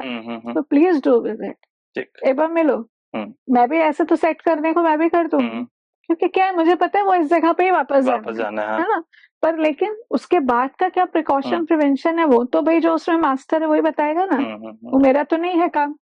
तो इसलिए कायरो के पास मत जाओ, बाद में चले जाना मन की शांति के लिए, तो पहले औरतों को जाके टेस्ट करा लो, ठीक मेडिसिन ठीक। ले लो, ठीक हो जाओ, फिर कर लेना आप अपना काम। तो मैम जैसे हमने और बात भी की थी कि सीधे बैठने वाला पोस्चर हो गया, ठीक है। तो ये बताया आपने कि जैसे ही हम थोड़ा अपने कंफर्ट पोजीशन पे आते हैं तो ये हमारे बॉडी पोस्चर को भी अफेक्ट करती है। बट जैसे प्रोडक्ट्स आते हैं जो कंफर्ट, जैसे हो गया अपना पिलो, हो गया स्लीपिंग हैबिट जो बोली जाती है, मैट्रेसेस बोले जाते हैं कि इतना कंफर्ट, ये वो ऐसा दावे किए जाते हैं। तो वो कितने अच्छे हैं हमारे लिए और क्या होना चाहिए एग्जैक्टली हमारे स्लीपिंग पोस्चर जो रेगुलर लाइफस्टाइल, वो बताइए प्लीज। देखिए, जो बेसिकली आप सर्वाइकल से ही बात करते हैं क्योंकि आपने पिलो का नाम लिया। हाँ। सर्वाइकल पिलो हेल्प करता है, मैं उसके अगेंस्ट बिल्कुल भी नहीं हूँ, पर कई बार क्या होता है सर्वाइकल पिलो हेल्प नहीं करता क्योंकि उसका जो पोस्चर होता है वो यू स्ट्रक्चर होता है, आगे से उठा होता है, पीछे से वो फ्लैट होता है, आपकी नेक को सपोर्ट करता है। पर कई बार क्या होता है ना, वो आपके पर्टिकुलरली बोन को हिट कर रहा होता है, मतलब वो आपके बोन पर आके टच कर रहा होता है, तो वो आपको प्रॉब्लम करता है। तो फर्स्ट ऑफ ऑल कोई भी चीज लेने से पहले ना उसको ट्राई करो, और किसी एक पर्टिकुलर पर्सन, जैसे कि आप फिजियो के पास आओगे तो आप फिजियो से पूछो, ऑर्थोपेडिशियन के पास जा रहे हो तो उससे पूछो कि ये पर्टिकुलर चीज मेरे लिए सुटेबल है कि नहीं है, क्योंकि हमारे इतना फैंसी वर्ड है आजकल अपना कि हर चीज आपको दिख जाएगी। आप सर्वाइकल पिलो डालोगे आपको 5 तरीके के पिलो दिखा देगा, ठीक है। फिर आप उस पर कॉस्ट पे सेग्रीगेट करोगे कि मुझे तो रात को ही लगाना है, तो इसमें से ये हटा देते हैं, अरे ये तो कॉस्टली है। तो फर्स्ट ऑफ ऑल ये पता करो कि आपको नीड है उसकी कि नहीं है। सबसे पहले जरूरी चीज ये है कि आपको उसकी जरूरत है कि नहीं है, क्योंकि हर किसी को सर्वाइकल पिलो की जरूरत नहीं होती। मैं पर्सनल प्रैक्टिस में बोलती हूँ कि आप सर्वाइकल पिलो को लेने से पहले अपना पिलो चेंज करो, हार्ड पिलो की जगह सॉफ्ट पिलो पे आओ, मोटे पे हो तो पतले पर आओ, और कुछ नहीं है तो टॉवल को रोल करके इस जगह पे रखो जो कि आपको सर्वाइकल पिलो भी देता है। टॉवल रोल करने से क्या है, you have save some money. आप टॉवल रोल करके देख रहे हो, अगर आपको कंफर्टेबल लग रहा है then you can go and buy a pillow, आपको हेल्प करेगा, ठीक है। काफी हद तक काफी लोगों को हेल्प करता है, जिनको सर्वाइकल में चक्कर आते हैं उनको तो मैं एडवाइस नहीं करती कि आप पिलो लगाओ, मैं उनको बोलती हूँ आप बिल्कुल पतला लो पिलो पर जाके लेटो और थोड़ा सा ये इस हिस्से को आप रखो, और मतलब लोअर सर्वाइकल को थोड़ा सा आप रखो, तो वो आपको हेल्प करेगा, ठीक है। दूसरा ऐसे आजकल, और तो मैट्रेस की बात करिए आपने, बैक एक के लिए मैट्रेस बहुत यूजफुल चीज है। ऑर्थोपेडिक वाले जो मैट्रेसेस हैं वो बहुत हेल्पफुल है, आप उनको यूज कर सकते हैं, क्योंकि जितना हार्ड बेड होगा, जितना हार्ड बेड का मीन्स ये नहीं कि ईंटे पत्थर वाला बेड, मतलब इतना कि आपका शॉक एब्जॉर्ब कर लेता है और जंप नहीं करता, that is good for you, वो आप मैट्रेस यूज कर सकते हैं। ऐसे नीज के लिए, नी ब्रेसेस वगैरह के लिए आजकल बहुत आ रही, बहुत सारी कंपनीज है जो कि करती हैं। अगर आप वॉक करते हो तो नी कैप लगा के वॉक कर सकते हो, पर नी कैप प्रॉपर साइज की होनी चाहिए, छोटी नहीं होनी चाहिए, प्रॉपर अच्छी कंपनी की नी कैप होनी चाहिए जो प्रॉपर गाइड कर, मतलब जिसमें प्रॉपर कुशनिंग हो, ऐसा नहीं हो कि बस वो ऐसे खींच के सॉक्स ऐसी पहन ली, वैसी नहीं होनी चाहिए, प्रॉपर कुशन्ड वाली नी कैप्स होनी चाहिए। ड्यूरिंग द वॉकिंग वो आपको पहननी चाहिए, वो आपके नी को एक हाइपर मूवमेंट होने से रोकती है, जिससे आपके नी की प्रॉब्लम कम होती है। ऐसे पैरों में एक प्रॉब्लम होती है, छोटे छोटे स्पर बन जाते हैं कि सुबह आप पैर रखते हो, पैर आपका झंझना के ऊपर हो जाता है, उसको प्लांटर फेसाइटिस बोलते हैं। उसमें मीन्स क्या होता है, पैर के तलवे के साइड पे छोटी सी हड्डी बढ़ जाती है, कैल्शियम डिपोजिशन हो जाता है, उसकी वजह से ये होता है। उसमें हम लोग बोलते हैं सॉफ्ट कुशन यूज करो, हील पैड्स यूज करो, वो उस केस में बहुत बेनिफिशियल है। कई कई जगहों पे बहुत सपोर्ट करते हैं, जैसे रिस्ट, टेनिस एल्बो में रिस्ट एल्बो बैंड्स बहुत हेल्प करते हैं, तो उन सब चीजों में इन सब चीजों को यूज करना चाहिए, पर प्रॉपर एडवाइस के साथ। ऐसा नहीं कि मैंने देखा और मैंने ले लिया, ऐसा नहीं, हर चीज हर किसी के लिए नहीं बनी हुई है, उसके लिए भी प्रोज और कॉन्स है, हर किसी को हर किसी से पूछना, मतलब एटलीस्ट आपको मेडिकल प्रोफेशन वाले से पूछना चाहिए। मेडिकल प्रोफेशन से मीन्स मैं स्पेशली बोल रही हूँ, डॉक्टर्स, फिजियोथेरेपिस्ट से पूछिए, मेडिकल स्टोर वाले डॉक्टर्स नहीं है, वो आपको इन चीज के लिए एडवाइस जरूर करेंगे क्योंकि वो सेलिंग के लिए बैठे हुए। मैं उनके अगेंस्ट नहीं हूँ, बहुत सारी चीजें वो लोग सही भी बताते हैं, पर लेने से पहले जब आपको खरीदना ही है तो डॉक्टर से पहले पूछ लो, डॉक्टर से पूछोगे वो सही एडवाइस ही करेगा, अगर जरूरत लगेगी तो वो जरूर ही बताएगा, तो जरूर करना चाहिए। तो जैसे आपने बताया नी कैप्स हो गए, एल्बो बैग्स हो गए, तो ऐसा जरूरी नहीं है कि जिनको प्रॉब्लम है वही यूज करे, रेगुलर रनिंग जो करते हैं क्या वो सब भी यूज कर सकते हैं रेगुलर एक्सरसाइज में भी? ठीक है। और चलिए, शुरू में आपसे पूछा गया आपकी जर्नी कैसी रही, ठीक है, तो आपको एक्सपीरियंस है, आपने जी है, आपको पता है क्या होना चाहिए क्या नहीं होना चाहिए, तो एक फिजियोथेरेपिस्ट की जर्नी कैसी होनी चाहिए? फिजियोथेरेपिस्ट जो इस फील्ड में न्यू कमर आना चाहते हैं, मैं तो उनको बोलूंगी जी जान से अपने बेसिक्स पे काम करो। न्यू कमर के जो भी आ रहे हैं इस फील्ड में, मैं उनको बोलूंगी जी जान से अपने बेसिक्स पे काम करें। मनी की तरफ अट्रैक्ट मत हो। अभी आपको अपने हैंड स्किल्स जितने इम्प्रूव कर सकते हैं करिए। वर्कशॉप्स कीजिए, फेलोशिप कोर्स कीजिए, जो आपके सीनियर्स पढ़ा रहे हैं, टीचर्स पढ़ा रहे हैं, उनके साथ पढ़िए। अपने डाउट्स को क्लियर कीजिए। अपने स्टडीज को लिमिटेशन मत दीजिए। ऐसे मत सोचिए कि हम फिजियो है तो हम सिर्फ यही बीमारी ट्रीट करें। आप हर फिजियो से दूसरा फिजियो अलग होता है। जो प्रोस्पेक्ट मेरे हैं वो दूसरे फिजियो के हो सकता है कि बिल्कुल अलग हो, क्योंकि फिजियो टू फिजियो सबकी जर्नी अलग अलग है। अपने सीनियर से इंटरैक्ट कीजिए, उनसे पूछिए कि इस केस में हम क्या करते थे, या सर मैं इस केस में फंस गई हूँ, मुझे आगे कैसे निकलना है। मतलब जितना आप अपनी फील्ड में ओपन होकर बात करोगे, आप उतना अच्छा करोगे।